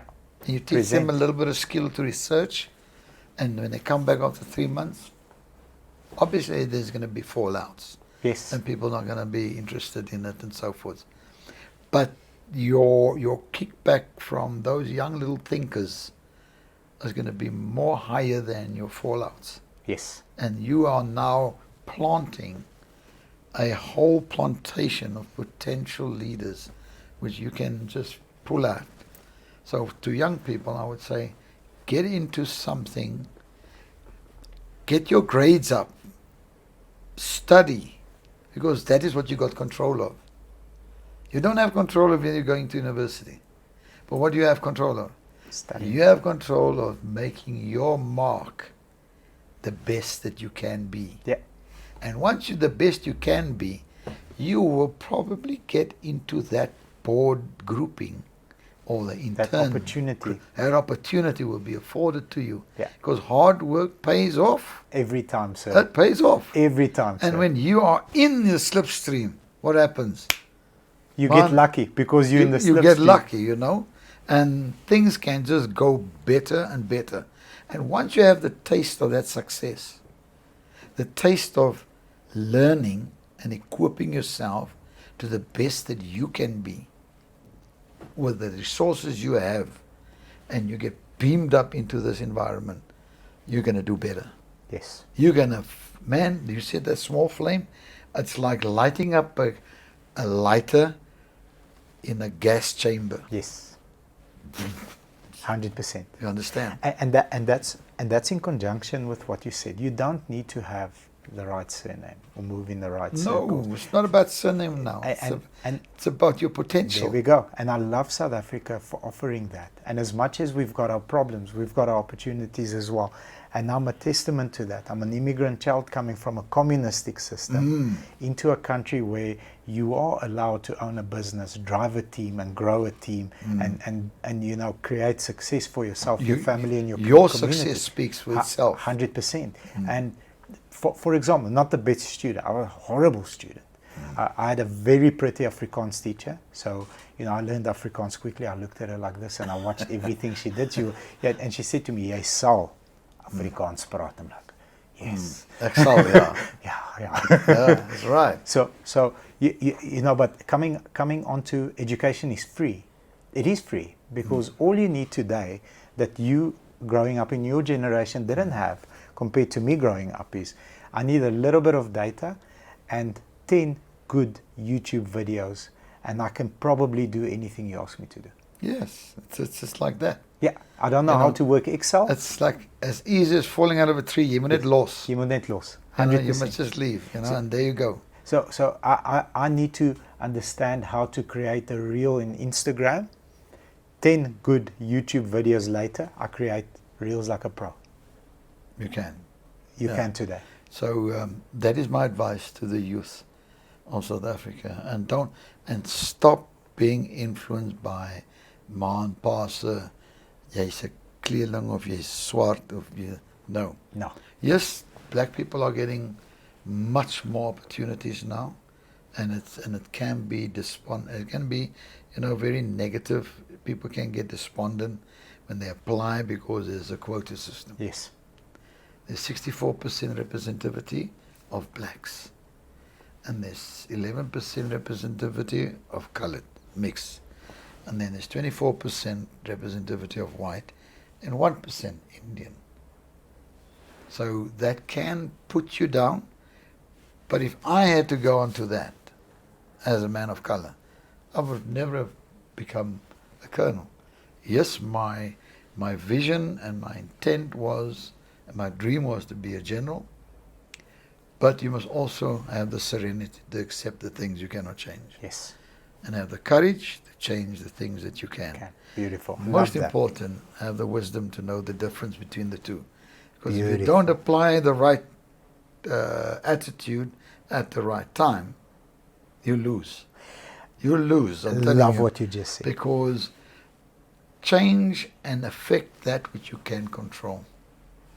That which you don't control, don't worry about it. Because it's nothing beyond you can do about it. your fire making place. It's beyond you. So try and affect that which you have control of. You understand? And let go. And that's the problem with many people. They cannot let go. You understand? If you can say, nee, gaan weer probeer. I'm going to try again. Man, it's you urinating against the wind. Yeah. Your bladder is relieved, but your pants is soaking wet. Yeah. So you shouldn't do that to yourself. Yeah. And that is traumatizing yourself. And then a person like that, when they lose, they really fall hard, because then they blame everyone else. Omdat jy my nie gehelp het nie. It is because of the policies of this country. It is because of this, because of that. Victim mentality. Yeah, you know, and once you go down that rabbit hole, it's very difficult to come back again. And I've seen educated men even going down that rabbit hole and saying, yeah, you know, I grew up hard and I grew up difficult and I've struggled to be where I am. So good. Do more. Yeah. You know, like when I get angry with myself for not achieving, lucky for me now, I take about $1,000 and I go make 50 Rand notes and 20 Rand notes. And then I would just walk down this little street here, and whoever I feel is needy, say, sir, don't you have a... then I go in the shop and I buy him a sandwich. I buy pap and vlees. And I see a mother with 2 kids and I would give her $50. And I would dilute my anger by giving. Love it. And, I would just give until that $1,000 is finished. Well, I don't throw in the church anymore, but nonetheless, but I rather give my money, and when I feel angry. Now, someone told me one day, you must be more angry then. So I said, no, listen, we cannot go through our life just being angry. But when I get really angry for something that has gone wrong on my watch, then I go into the giving mode. Then I give of myself, And I've discovered in the giving spirit and attitude, I gain so much strength, so much clarity, because you will find people, their response and their appreciation Gratitude teaches you something. Yes. The gratitude. Yes, it does. It teaches you humility. Teaches you humility. I wanted to touch on that. So that you can be a modest person. And like I just said to someone, or was it to you? To swallow a bit of pride. Yes. It's not fattening. Yeah. It's fat free. It's fat free. Humble pie is fat free. Yeah. So just swallow a bit of your pride sometimes. And it is a dose of humility does so much more to any human being. Yeah. Anyone. And if we can do that more, it will be good. Good for everybody. Yes, If I were to ask you, who is one, maybe a military leader, but a leader, one or two, that you really admire and respect? Somebody that you feel like, wow, that was a boykie. That's a tough decision that they had to make. I respect them for that. Look, I've got a Portuguese friend of mine, Andre Gabiet. Yes. He's in 3-2 battalion operator or warrior. When I used to come on causes many moons back, he's black. He's a black Portuguese. Then they would let him sleep down the passage over there. And I said for him, Andre, I'll share a room with you. He said, Richard, are you serious? I said, yeah, you come and sleep here. Because the colors would sleep in this passage and the white guys would sleep there. That's what the system, yes. And I would say, Andre, no, you come sleep by me. You lay here where I'm sleeping, where we are sleeping. And his perseverance, his resilience, his ongoing, in spite of how the system treated him and how the system made it difficult for me, but it even made it more difficult for him. I can imagine. And he aspired to the rank of a colonel too. Wow. And when I look at him and I tell him, Andre, you have been my motivation.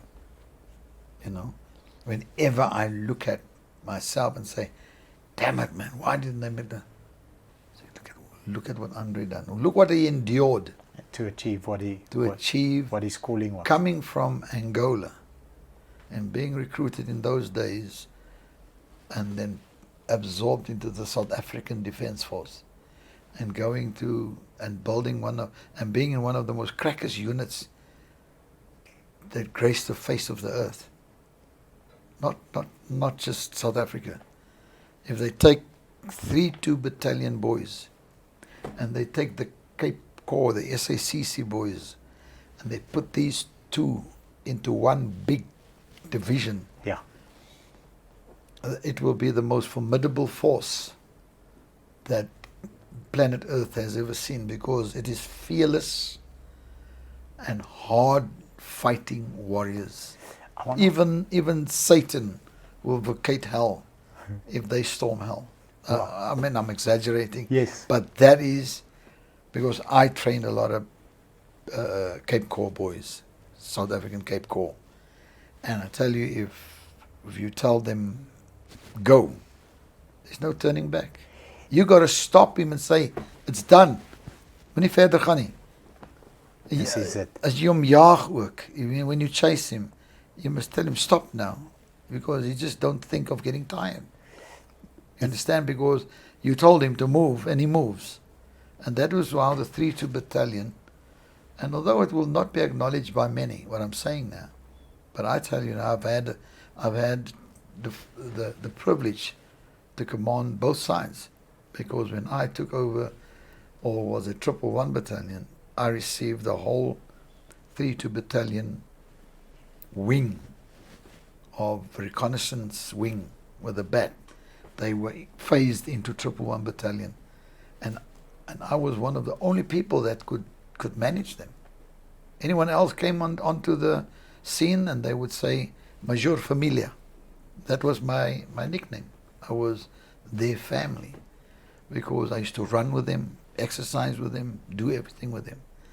And I've seen the potential power in these guys. You take that soldier and you take these soldiers, you put them together. Oh man. And you take the 2-1 battalion boys, the Zulus, and you add to that, we will become the second best in the world. Beautiful. No, really, we will conquer. People will be very, I mean, they will make Navy SEALs look like Sunday school kids. Really, because they are formidable. What is the mindset or the conversation, if you may? We are on our way to a dangerous place. We need to do what we trained for. What is the mindset? Is it a switch? Is it a conversation? How does that process take place before you say jump out the helicopter or the car and let's go? How does that preparation take place? Or is it conditioning from your basic training to but what's the conversation that you're having with me? There's two things. Yes. There's two aspects that is very, very key. The right leader. Yes. A leader that is battle born and is battle fit. And knowledgeable. And yes. Battle fit. You must know how to battle. You green tick that. Yeah. I'm your soldier. You green tick put that. any guy in charge of that guy. Agree. Secondly, our training was we train as we fight. We fight as we train. Okay. So our doctrine was of such a nature that we train these guys with fire baptism. Now, fire baptism is you get shot at. When you crawl underneath and the rounds get shot. So fire baptism was done in the olden days. And these boys were put under those circumstances. That stress, that amount of the noise, the smells, battle stress. Got you. The noise, the rounds going off, the explosions going off. So that is the two things that makes fighters go to a dangerous place, that visits violence easily. Otherwise, you'll find them freeze up. And Namibia and Angola was a very good theater, we call it theaters, where this mindset was developed. Exercised. Yeah, it was exposed there. You know, there we divided the boys from the men. Got you. Because when you came back from the border, you were fearless. You know, you were pity, and when you come back, jy's Piet. Jy's nie meer Pietie nie. Jy's Piet. Mense verstaan. You are a different animal. You're a different beast. Breed. Yeah, beast. You just have no fear. No fear in the sense for battle. Yes. You understand? Yes, got you. You process that's a normal to you. Whatever violence came up, you would comfortably visit it, because you knew what you could do, because you understood yourself in battle. Got you. And the man that led you had to be also a warrior of sort, of note, must have gone through a few contacts, must have gone through a few situations where he fought and came back. And then, the medals on your chest says a lot, because we have parades, and that's where soldiers start looking at. They start saying, look at there. And they take that leader and they put him in, with those guys. Good match. That man will say, there's a man who knows his story. But in today's army, I don't think medals do reflect that anymore. Back at home, if you had back in the days, you had 4 medals on your chest. That 4 medals would equal 10 others. But if they saw that 4 medals on your chest, they knew you were the real deal. This is a warrior. This is a warrior. You understand? And what it represented.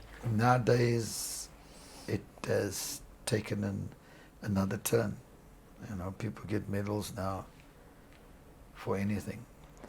Not for anything, but they get medals that doesn't really reflect that you are a warrior, yeah. The true meaning of a warrior. Yeah, some people just have a lot of medals on it.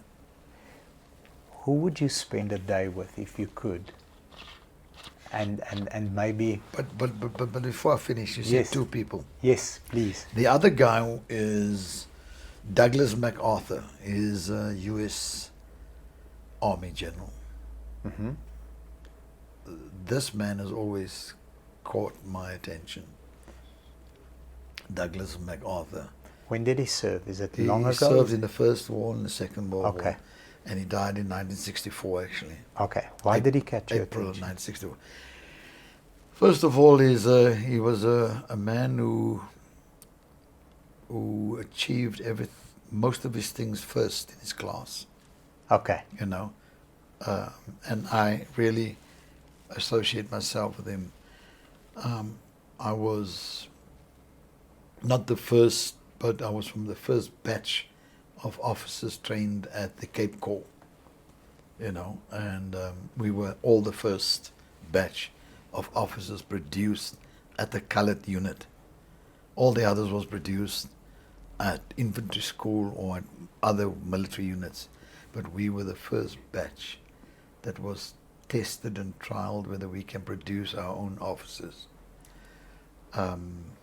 Having said that, then I was the first man of color as a captain to do junior command staff course. Wow. And competing amongst the systems appointed leaders, I could compete there and being part of the best. And then I became the first group commander, running a group, and there's no one after me. And then I became the first sector commander in Darfur, man of color. Sector 6. Yes, and I became the first tactical headquarters commander in KwaZulu-Natal, man of color. Thereafterwards, others came. Yes, you were the first. And I was also the first SSO, senior staff officer, in Army Head Office of Combat Readiness. And so I can go on with being the first in my grouping and being a man of color. And most people said he's going to be a general one day. That didn't happen. I think one of my landmines that I can talk of, if there was any landmines in my career, yes, please, is that I was very outspoken. And I think it's because of the years of how I had to battle to get to where I was as a young boy of 17. That young boy of 17, always fighting in a township where fighting was a norm. Yes. You know, if you wanted to survive, you had to fight, and you had to stay alive. And my nature became, I grew a very hard skin, and I became very stubborn, and also a little bit of arrogance in that, because I knew exactly what I wanted, and I had a lot of experience and knowledge, because I volunteered for border duties. I volunteered. If you said, who went, I would do it. Yes. Because I was hungry. Yes, to learn move and and get the learn experience. and to get to the next level. So in the militaries, I was always, as a young officer and as a senior officer, I became very outspoken. I wouldn't hold my words, and that was one of the landmines. If I could keep my mouth shut and look back, I would have probably been pushed up and said, nah, he's fine, he's a good boy, that, you know. But wanneer jy gesê het, Lourens, is jy, nee, Outspoken. ja, hy gaan vir, nee, as hy hier instap, Boeta, dan gaan julle mos nou hoor. So, you know, it kind of deprived me. Biblically, the Bible says, do not chastise or correct a fool, because he will hate you. And I should have given a lot of attention to that in the book of Proverbs. And I would chastise and correct any rank if I knew that the policy said that and our doctrine requires that. Then you can tell me, no, go do that. And I said, nope, it's not going to happen, because our doctrine and policy says it's not there. And then I would hear, who's the chief here, me or you? And I said, well, we can be the chief, but that's wrong, you know. And back looking now, my landmines was too outspoken.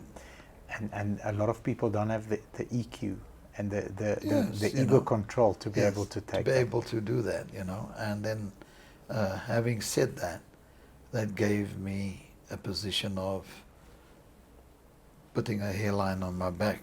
Not no one, some guy said, I need someone like you in that department. But they know if you're going to land up there, it's not going to end well for them. You Yes. understand? And, You call them out. Yes, because those were one of the landmines. And then the second landmine that I probably, in my career or in my life, was, losing faith in God. I started, becoming because you become very arrogant and you become very knowledgeable, and then you start losing faith in God. And that was my second landmine that until God made me understand, I am God in your life.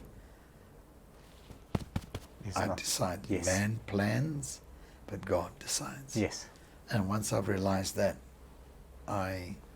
things went much better for me. You understand? So, anyone out there watching, do not lose faith in God. You Never. know? That is very important. God first, and then all else.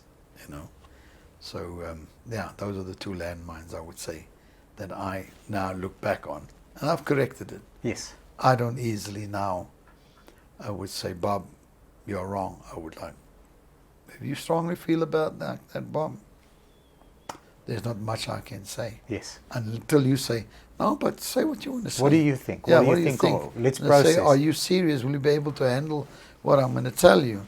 And then you say, no, man, don't worry, mate. I will understand. Boom. Then you Then fire. So I've learned, it was a lesson learned. A trick that someone taught me is when I'm giving feedback, especially if it's going to be negative feedback, I will keep quiet, and then I'll ask you, do you mind me giving you some constructive criticism?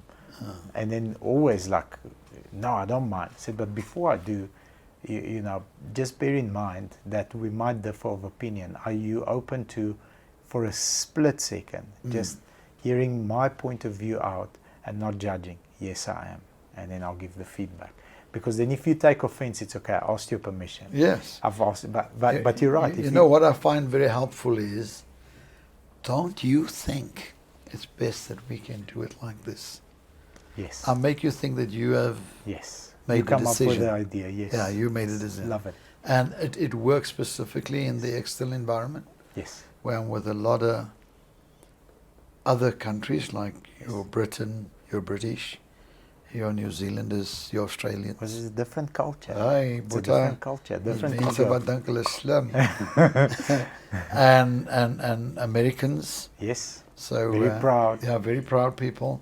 So best way to approach is, hey buddy, don't you think it would be better for us to do it like this? What's your view on that? Yeah, I think it's right, Rich. And I say, yeah. Do you decide we do that like that? Yes. Yeah, sure, we can do it like that. Boom. You have your way. It's your decision. Yes. You know, I came up with the thought and the idea, but place the question in such a way that they believe that they made that decision. Yes. And they got to buy in. Yes. As soon as you have buy-in, you can have the So you got to result. buy in, and then it's plain sailing. You know. What was the question that you said So before I who stopped you? would you love to spend a day with? I would like to spend a day with my dad. With your dad? Why I say my dad? I would like to ask him, what did the system do to you that you could never see me, and just spend the time with him and say, what went through your mind that the system, deprived you from visiting me, seeing me, and supporting me. My dad, because I never saw him. I don't even know how he looks like. And all people, stars of man, if I could, and I'm 60 and turning 62 now, and just think of it, that I would like to sit with my dad, because I am a good father, extremely good father. And I want to be able to have the feeling and saying, this is my dad. Yeah. And I don't, and I never had a dad. So for me, it is the man or the person that I would like to spend a full day with. And if they can make it a week, I will appreciate it. Yes. Is my dad, Awesome. and just let him explain to me what went wrong. It's phenomenal that you say that, and I never knew about that part of your past.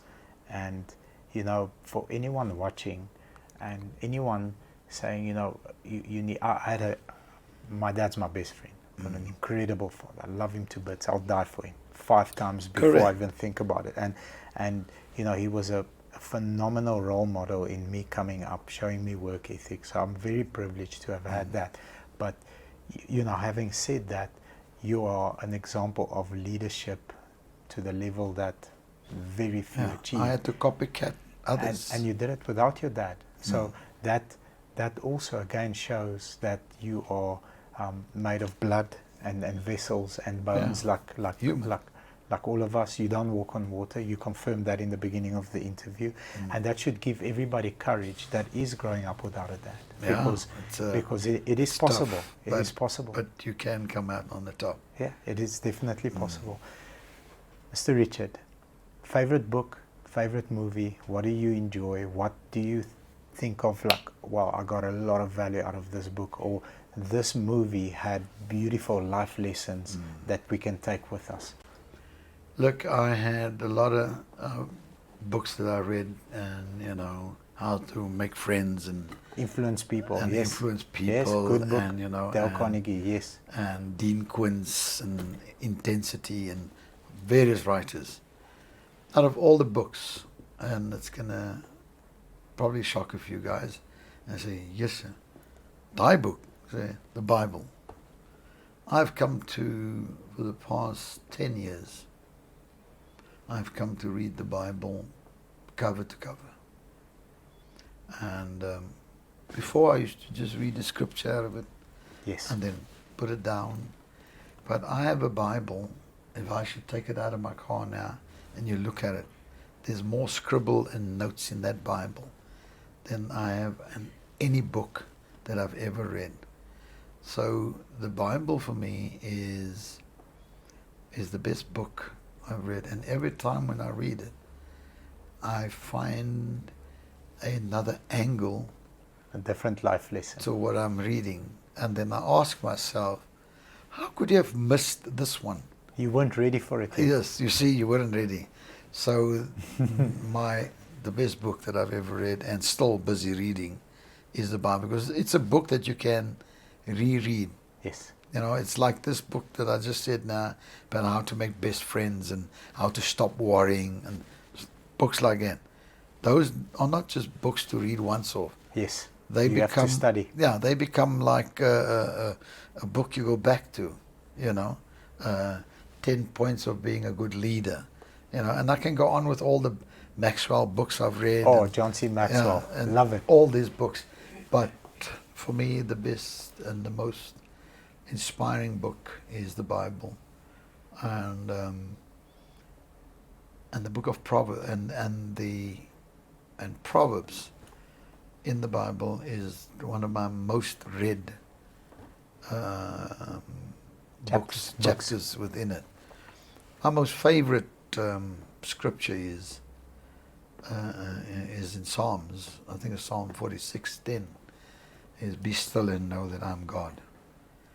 Okay. Because we become very busy, you know, and we become very knowledgeable. And then when you're busy and knowledgeable, then you become like aloof. Jy luister nie meer na ander mense nie. Ja. Maar wat kan jy my vertel? What can you tell me? You can tell me nothing.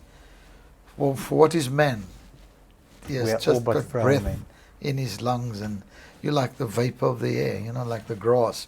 Now you are, tomorrow you're gone. I speak to you now, tomorrow morning you tell me you're dead. So what is man that I should be mindful of him? I start thinking like that, you understand? Yeah. And then I look at another human being and I say, you and I are not even promised tomorrow. So how much must I give to you? How much attention must I give to you? So when I do stuff like that, and I say, be still and know that I'm God. Because in the same vein, the scripture that I like to add to that is, God, allow me to number my days that I can be wise. Because our days are short, Yep. you know. Let me know how to number my days that I can always be wise. And that is the book and the best scriptures Beautiful. that Love that I personalized it. Love very it. much, and Love I live by that. To close off with a scripture is Ephesians 5. It says, "Be like Christ, be imitators." If I'm a follower of you, I imitate you. I want to dress like you. I want to talk like you. I mean, Elvis Presley. You Yeah. can find people that are Elvis Presley. Impersonators. Yes. They impersonate Elvis To like the T. nothing but a hound dog, you know. Yeah. And they want to even sing like the man. So my journey now forth is to imitate Christ, Love it. you know. That's why I do the changing of the money and go, just give. Yes. And I don't give because I want to get. I give without thinking of what I'm going to get. Yeah. You know, because I find so much pleasure and serenity in giving. It actually gives you gratitude. Oh, it gives you a lot of gratitude. Makes you very much humble indeed. Are you a car person? I know we can talk about guns Hey, all day long, hey. but are you a car person? Listen, Do you like cars? my first car was a Toyota Corolla. Okay, color. What color? Yeah, it was a red one, Tamati Roy. Ay, mooi. Man, I'm telling you. And I bought that car without a license. Okay. But without having a license. And I Okay. drove it out of Cape Town because I was working at Medipark. I was the chief of security at Medipark. The military in those days, you couldn't go over to permanent force immediately as a volunteer.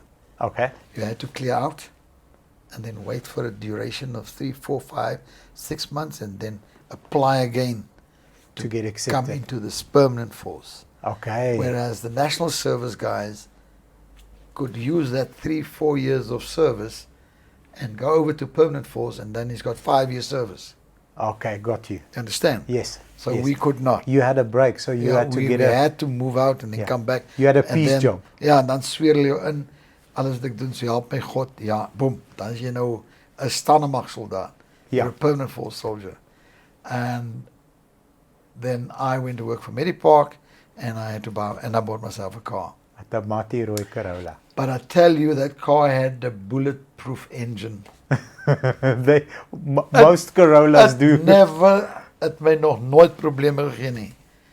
I think after 10 years, it was 10 years or 12 years, I sold that car and it was still running like it ran the day when I bought it. Beautiful. I could not actually give that car off. Beautiful. Ek het daai kar gery en gery. Never broke. I never broke. That's the most interesting part of that car. And whoever sold that car that time and I bought it looked well after it. Thank you. But I had a Toyota Corolla 1200. And what is your dream car? Ooh, Aston Martin. Aston Martin. Okay. Oh man, Aston Martin. There's now the DBX 707. I don't know if you know Yes, yes. The It's the SUV. fastest SUV on the planet. on the planet. So I'm in Cape Town about 3 weeks ago, 3 or 4 weeks ago, and I nearly have an accident because there's a Aston Martin dealership. So there's a Ferrari dealership and an Aston Martin dealership, a stone throw away from each other, and that's where I saw the DBX for the first time. Man, it's got 707 horsepower. It is wild. It is the fastest thing on the planet. Awesome. And if I had the money, I would. That's the one. I would really go buy it. That's the But one.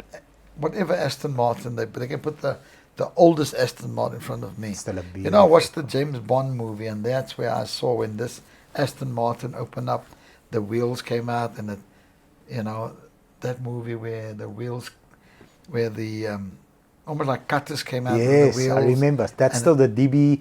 I think it's the DB5 that they Five. use. Yes. Yes.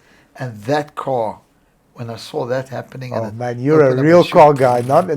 You're a real car guy. Nah, Proper car guy. Aston Martin is my dream car. Okay. Where can someone get a hold of you and speak to you about some of the services that you provide and potentially involve you in their think tank? How do we get a hold of you? Can we put an email address on? Can we put a contact Facebook page? How do we get a hold of you? Yeah, it's okay. LinkedIn?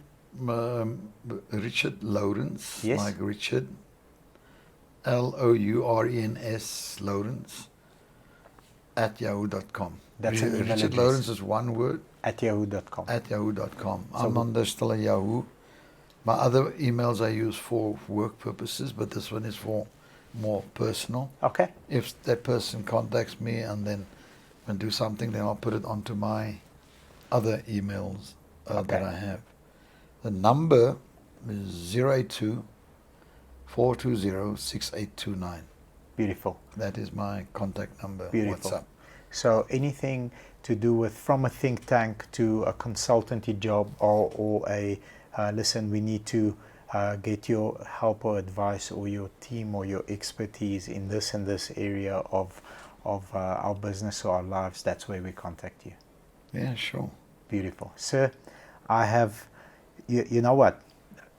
This interview feels like, I speak to a lot of people and I say, do you read a lot of books? They say, yeah, how many books have you read? I've read 10 or 12 or 15 books or 50 or 100 books. This interview feels like a library, like I've just experienced, I've allowed myself with a leadership library just to come over me. And so you found myself and the team in the studio. You left us better than you found us. Thank you very much for My pleasure. agreeing to this interview and sharing so open-heartedly your story, your amazing tribulations, your successes, your failures, your landmines. It's really been inspiring. Thank you so much. My pleasure. I'm grateful for the interview, And I wish you guys all the best with all the others, and may there be many more like this, so that we are contributing to a country that's developing, and our country need good leaders. It needs processes like this to expose people and to get ideas out there, so that we can be a very successful little country on the continent. Because the whole continent of Africa, they are looking at South Africa. Yes. And Yes. they see South Africa as little US. Yes. Oh, I've experienced that even in the external environment when I work with contractors. So you're like a little America.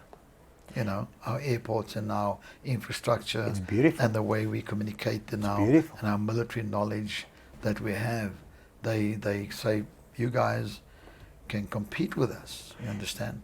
And one thing that a former guest said to us, he's a power lifter, and he said, as South Africans, whenever you are in the setting of world stage, or you have to compete against other countries, be it European, North America, Asia, Australia, New Zealand, we tend to be okay with hiding in the corner and standing second or third place. I want to encourage everybody to compete up and not be shy, because you're South African, you should be proud. We've gone through massive adversity, and we have a fighting chance. Yeah, we do. We really do, sir. Yeah. I want to close by saying the following. There was one British general that was asked, when he had to defeat Germany, I think. I don't know the exact quotation, but it went like this. He said, if you give me a division of Englishmen, I will probably march up to Germany. If you give me a division of Americans, I would probably go onto their borders. But if you give me a brigade only of South Africans, I will flatten Germany. Ons deel pak uit. Ja, ons deel pak uit, verstaan? I might get the quote wrong. There's someone out there that might read it and say, nee man, dit moet so gesê word. We get the message. But the message is, Beautiful. You take South Africans, and I can vouch for that, because I was in battle with many boys and girls of this country. Some of them even lost their lives. If we can take a brigade of us, man, like they say, the world is not enough. We will conquer, and we will defeat, and I believe in this country's military. It's just we need to have the right leadership there, and the right leadership in Parliament. And I pray to God every day that God bless this country with a leadership that is second to none, so that we can, unleash hell. Love it. There's a saying in Latin that says, Solve Lora Inferno. I used this in Darfur when the rebels snatched 52 weapons from the South African battalion. And I said to the rebels, Solve Lora Inferno. From now on, we will unleash hell. And man, my time when I served there, they never ever took guns again. They knew what was happening then. You understand? Things will happen. Yeah, and we can unleash hell if we just have the right leadership in place. Beautiful. Love it. Thank you, sir. You're welcome.